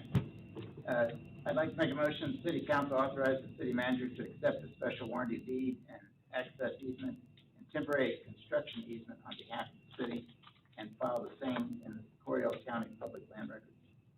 Second. I have a motion by Mr. Payne, a second by, was that Mr. Chavez? Yes, ma'am. Thank you. Any other discussion, further discussion? Hearing none, all in favor, please say aye. Aye. Any opposed? Motion carries. Item 4, consideration and action on approval of an ordinance amending the capital improvement plan of FY 2020-2024 and approving the official capital improvement plan for fiscal year 2020. Ariana Beckman, Director of Budget. Good afternoon, Mayor, City Council, City Manager. There are several changes that are included in this capital improvement plan amendment. The very first one already Scott Osborne, the Director of Public Works, already gave the background and the history on that. So Water Distribution is proposing to update the cost for that project, the Rattlesnake Tank project. asking for additional $800,000 to the original project budget of $1,920,000. So that will revise the project budget to $2,720,000. The other water project staff is recommending adding is the downtown water improvement project in the amount of $184,000. The project scope is included in the attached documents, and it's also listed in the agenda item before you. But what that is the old 8-inch cast iron line is subject to breaks, and it has resulted in numerous repairs over the recent years. Staff is recommending we use savings identified in general obligations, certificates of obligation, or tax notes to fund these two water projects. In the drainage fund, staff is recommending adding 2 drainage improvement projects. The Eagle Trail project in the amount of $210,000. This project is necessary to replace a failing driveway.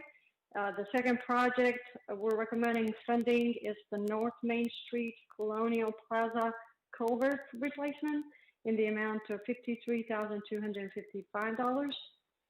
Basically, what that is, the base substructure around the pipe and the under part of the curb and gutter keeps eroding away, which causes the road to collapse, and that has happened twice already. Staff is proposing to use drainage fund balance to fund these 2 projects, and you'll see a budget amendment coming before you in the near future. Staff's recommendation is approval of the attached ordinance.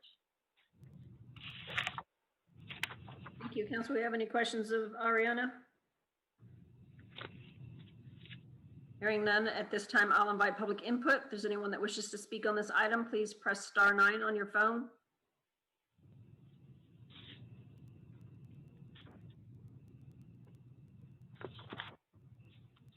Mayor Diaz, no one has raised their hand or approached the podium.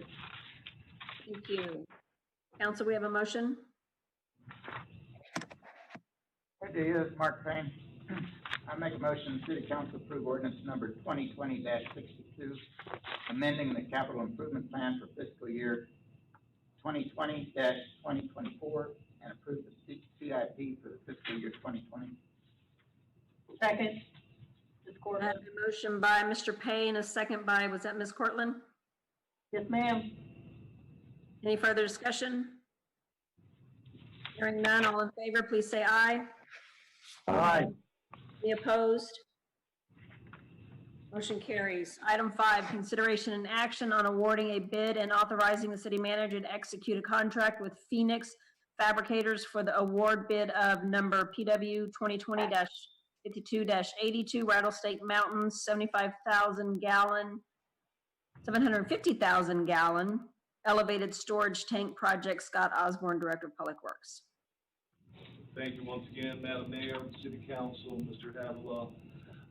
The Rattlesnake Mountain Pressure Plane Elevated Storage Tank was initially placed in the city's 2015 to 2019 capital improvement plan.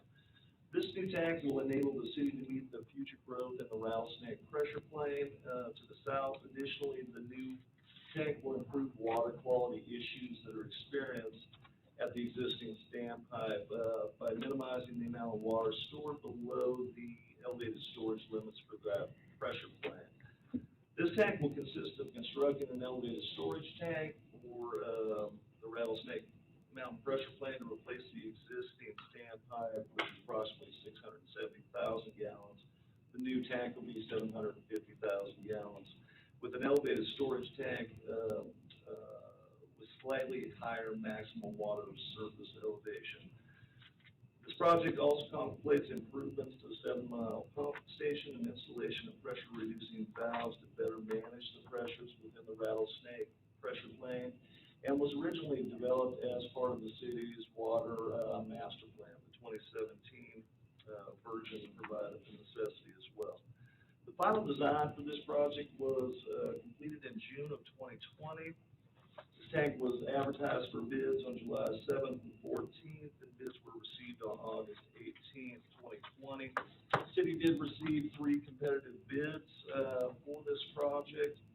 The amounts of the bids range from a low of $2,466,000 up to a high of $2,548,000, which do conform to the design engineer's opinion of probable cost, once again developed in 2018 as they analyzed the various potential sites for this project. City staff does recommend that the city council move forward with award of this bid and authorize the city manager to execute a contract of the same. I'd be happy to address any questions you may have. Thank you, Scott. Council, we have questions of Scott? Hearing none, I'll invite public input at this time. Anyone wishes to provide public input on this item, please press *9 on your phone or approach the podium.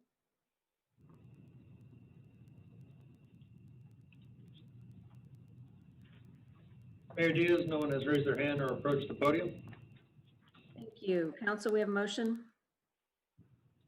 Mayor Diaz, Mark Payne, I'll make a motion that the city council award bid numbers 2020-17-81 to Amerivet Enterprises LLC in the amount of $214,543 and 86 cents, and authorize the city manager to execute a contract effectuating the same. Are we not on item 5? I may not be. We are on item 5. Oh, I thought I was on, I did skip one. All right, I misnumbered my paper here, sorry. Someone else want to make that motion while I? Madam Mayor, Joanne Cortland, make a motion, the city council awards a bid in the amount of $2,466,000 and authorize the city manager to execute a contract with Phoenix Fabricators for the construction of the Rattlesnake Mountain 750,000 gallon elevated storage tank project. Second. I have a motion by Ms. Cortland, a second by Mr. Chavez. Any discussion? Hearing none, all in favor, please say aye. Aye. Any opposed? Motion carries.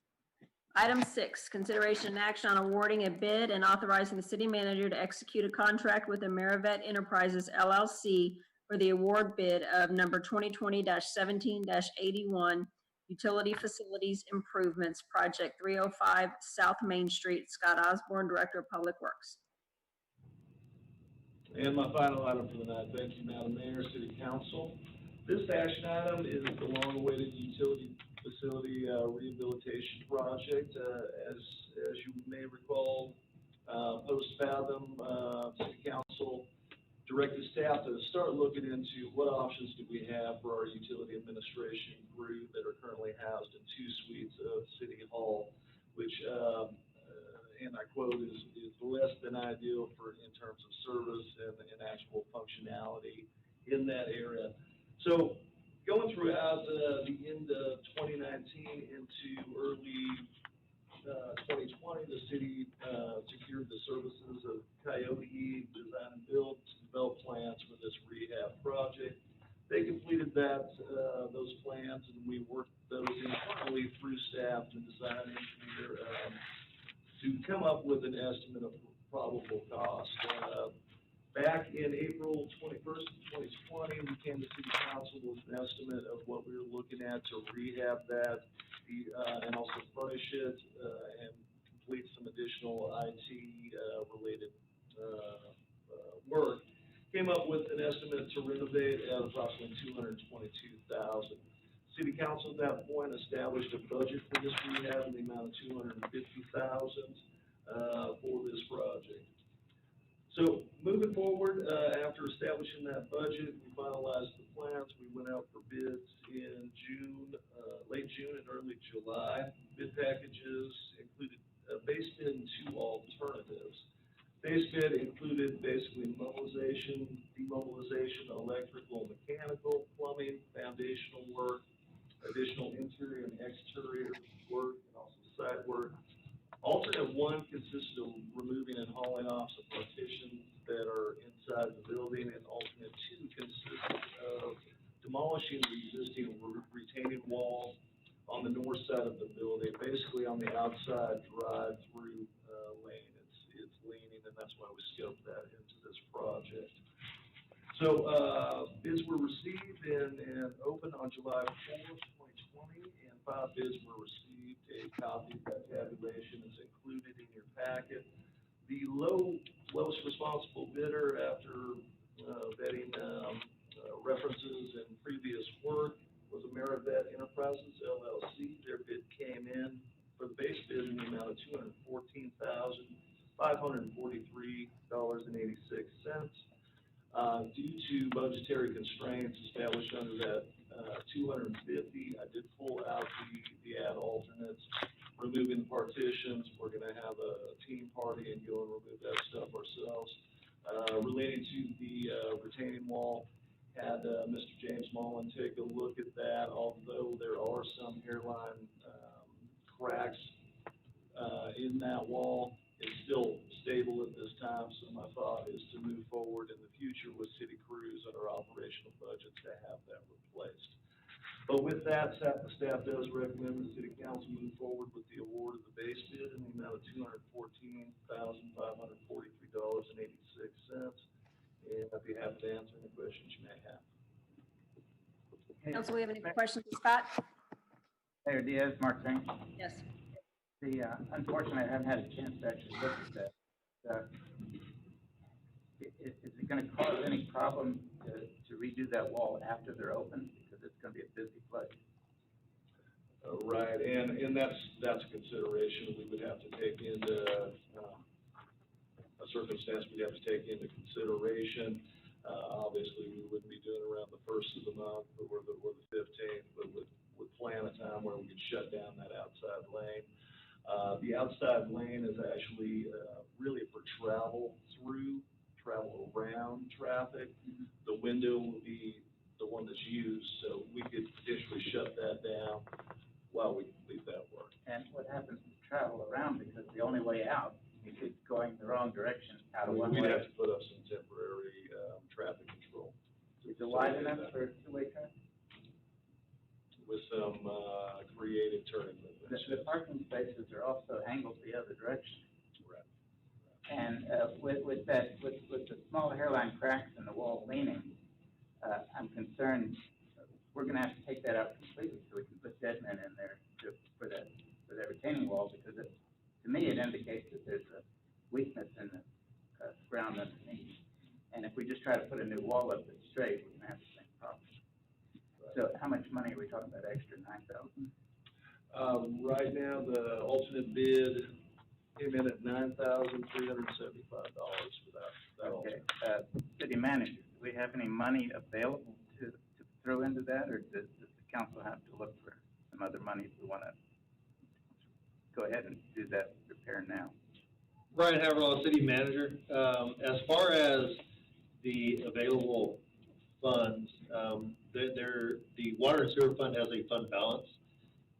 Again, this is a one-time cost. That's what the fund balance is ideally for, one-time or emergency type of measures. So city council was to award that ad alternate. That would be an item that staff would bring back to council as a amendment to the budget to be able to include that. We would only do that if we weren't able to find available sufficient savings in the operating budget. We are approaching the end of the year. The potential is there that we could find other savings within the existing water and sewer budget to pay for that ad alternate for that item. But in worst case scenario, it would have to come from the fund balance of the water and sewer fund.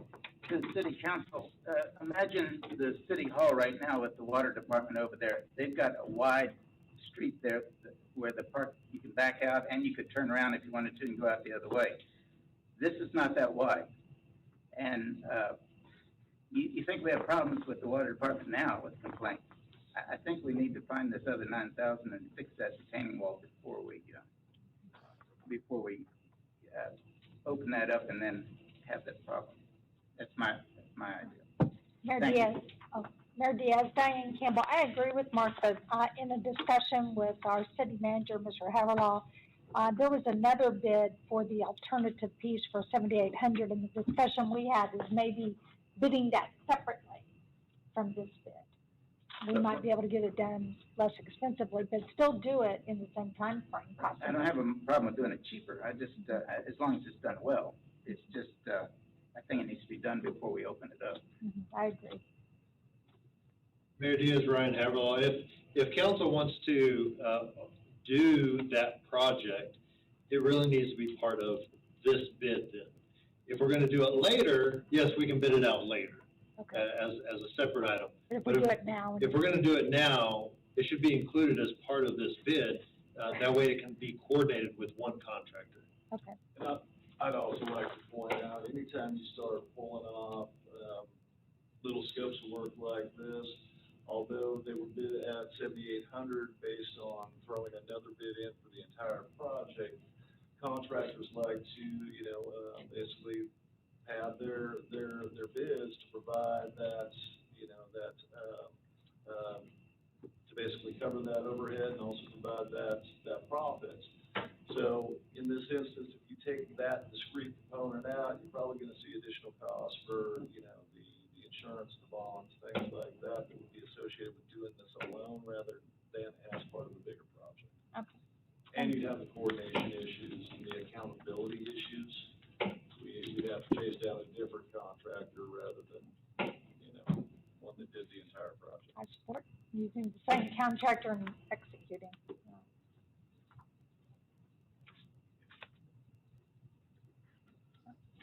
So, what do we need to do? Right now, we don't have a motion or second, do we? We are still asking Scott questions? Right. Still asking questions. Okay. Mayor Diaz, Ryan Haverlaw, so if council was interested in including the added alternate, a motion to, award the, Mr. Osborne base bid plus the add alternate, for the retaining wall, of an additional $9,375 would be sufficient for, this action. That'd be $675. 9,300. 675. Repeat the number. $9,375. You have 300 in there for removing the haul off partitions. Yeah, they were gonna do that. They're gonna do that in-house. You can do that in-house? Okay. Yes, ma'am.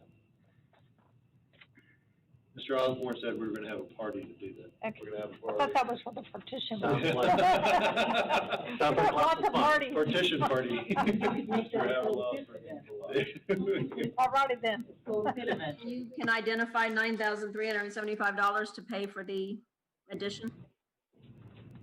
For the retaining wall, yes.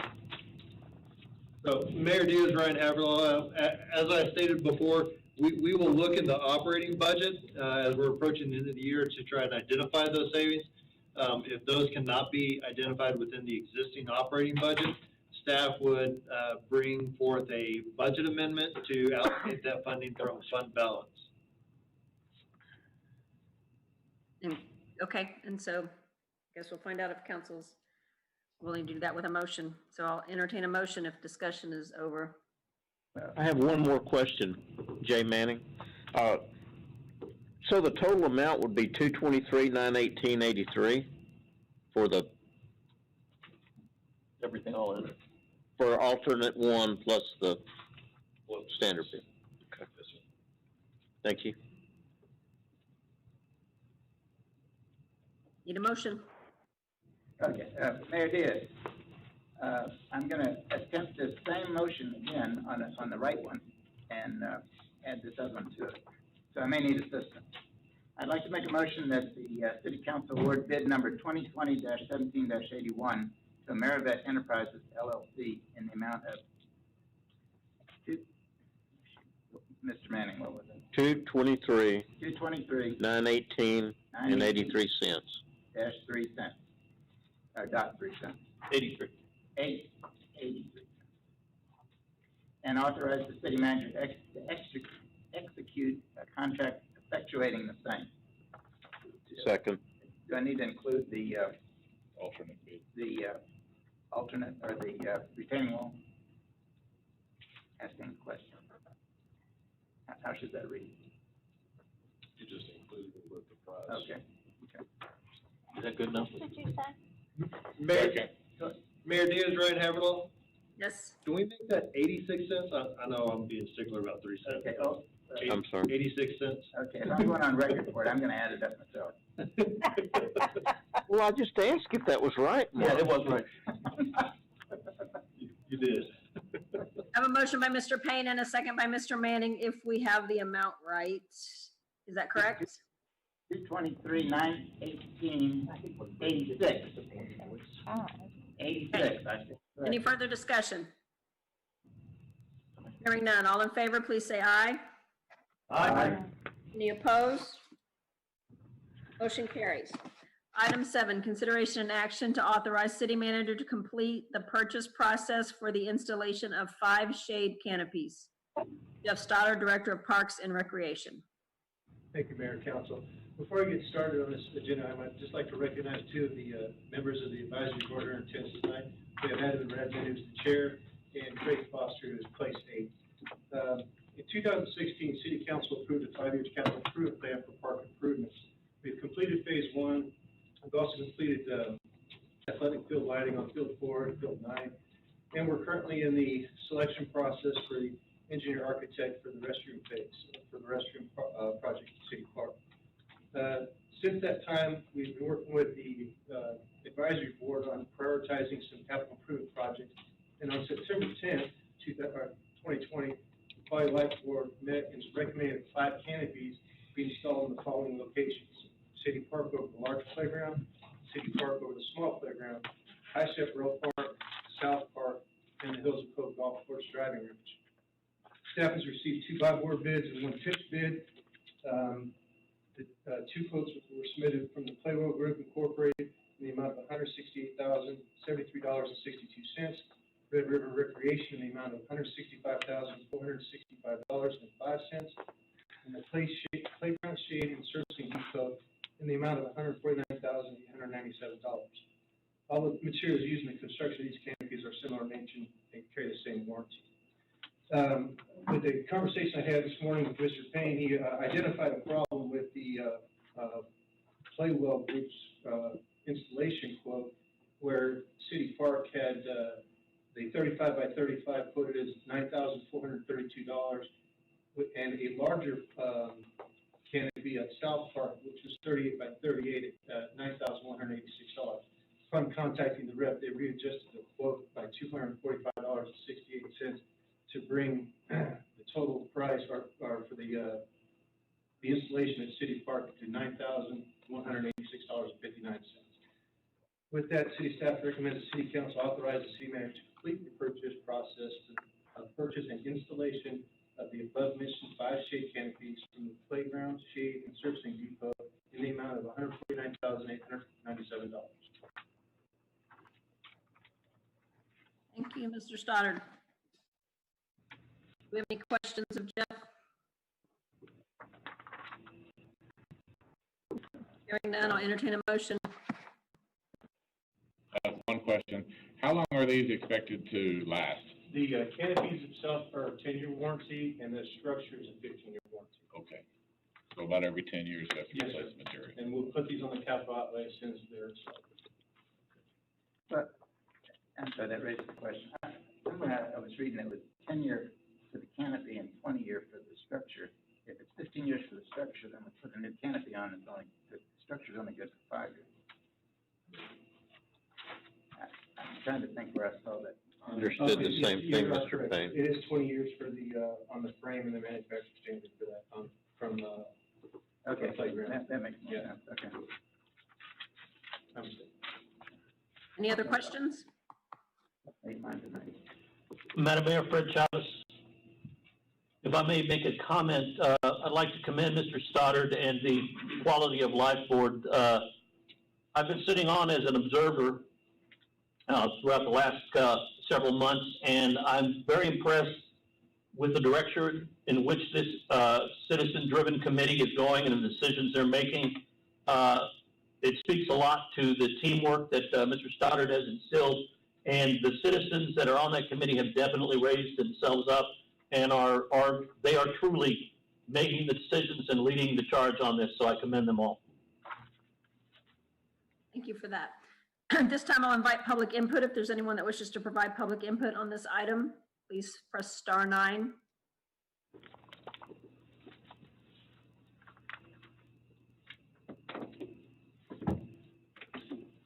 Mayor Diaz, we have a caller ending phone number 7834.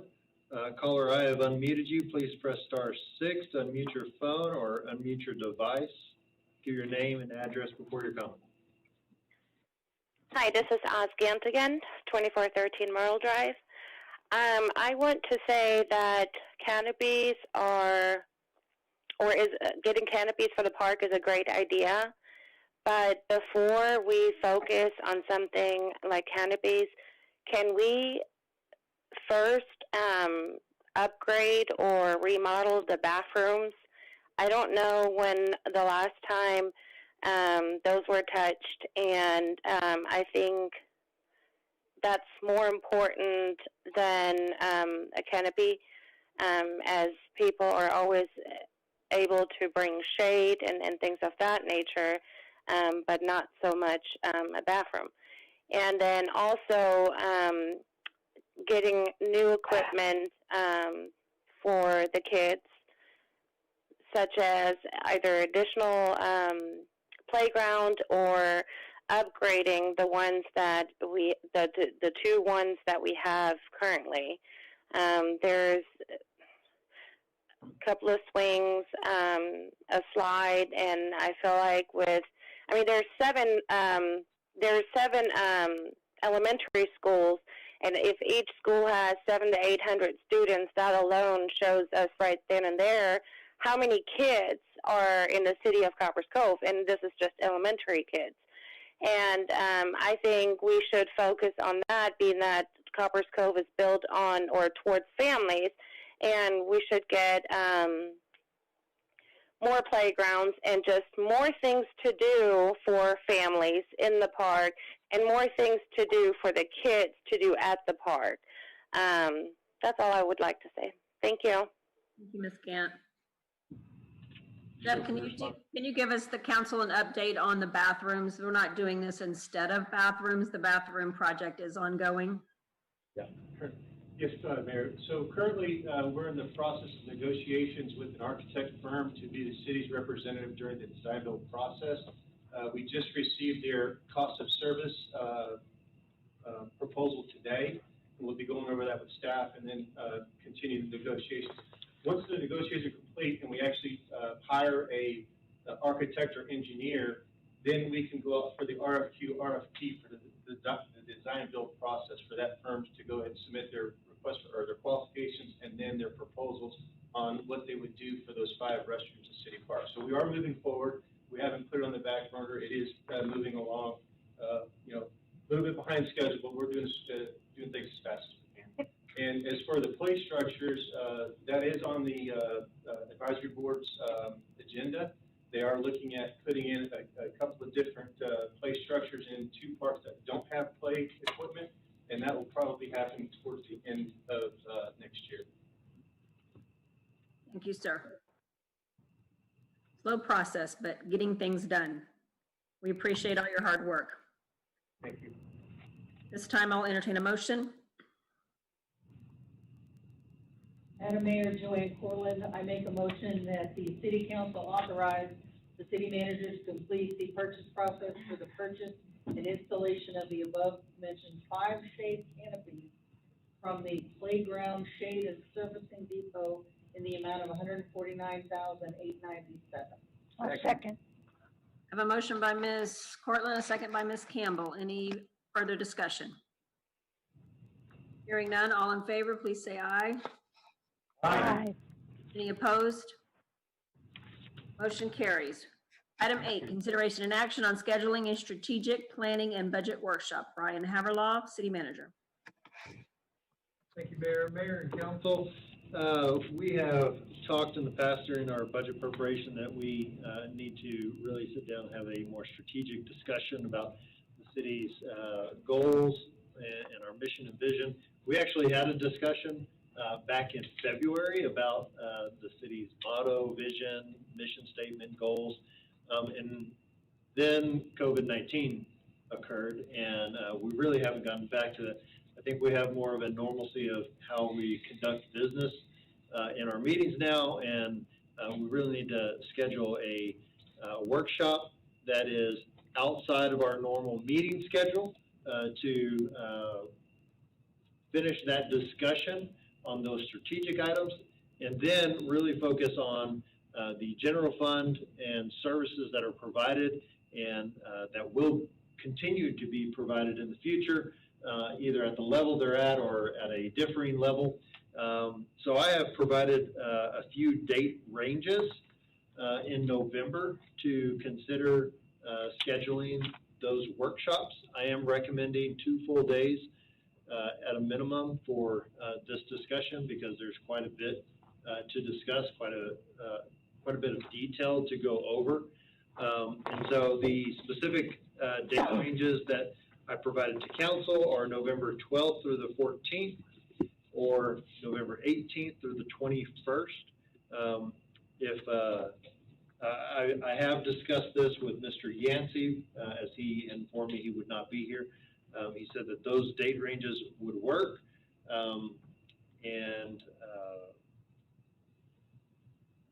his only request was not to schedule that on the 11th, which is actually Veterans Day, so I haven't included that in these date ranges.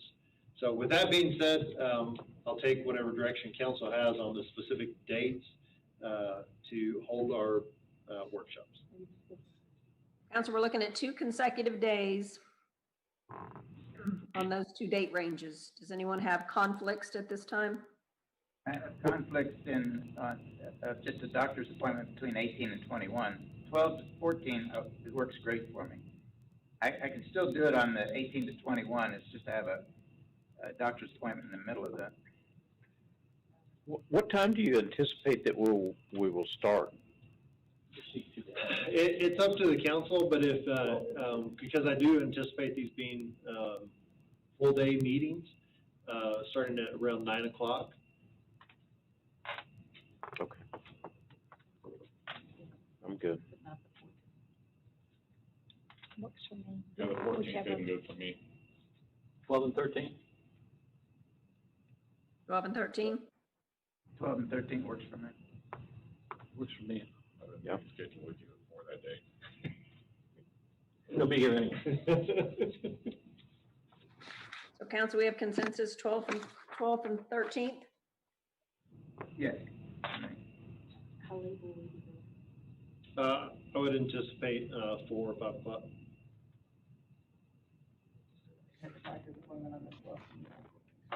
Now, if the Bulldogs are playing, I'll be leaving early. Just saying. The 12th and 13th is a Thursday, Wednesday and Thursday. No, that's Thursday and Friday, Jack Smith. November.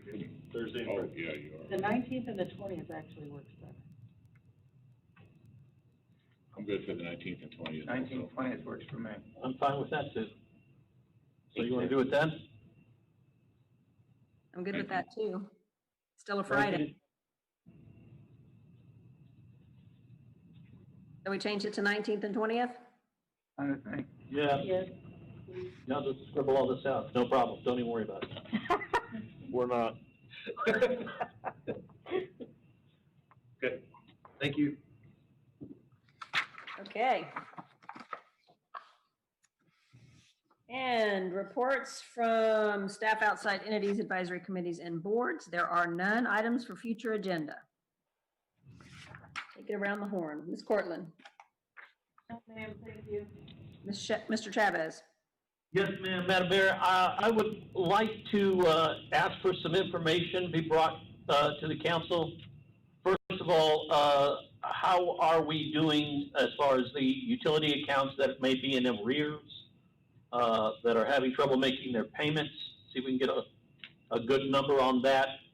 I'd also like us to discuss, recently the federal government has put out another moratorium on evictions on those homes that are out of places that are federally supported, either loans or federally supported housing. I would like to discuss whether or not in that spirit we talk about or readdress, shut-offs during that same time period. Did we get consensus on those items? Or agreement by two people? I'll support. I'll Joanne support that. Corbin. I'll take that as a yes. Is that it, Mr. Chavez? Yes, ma'am. Thank you. Mr. Manning? Nothing, thank you. Ms. Campbell? Nothing. Mr. Smith? None. Mr. Payne? No, I have none. Did I call on everyone? Yes, ma'am. Okay. We do not have an executive session this evening, so the time I have is 7:36. This meeting is adjourned. Thank you, everyone. Thank you, ma'am.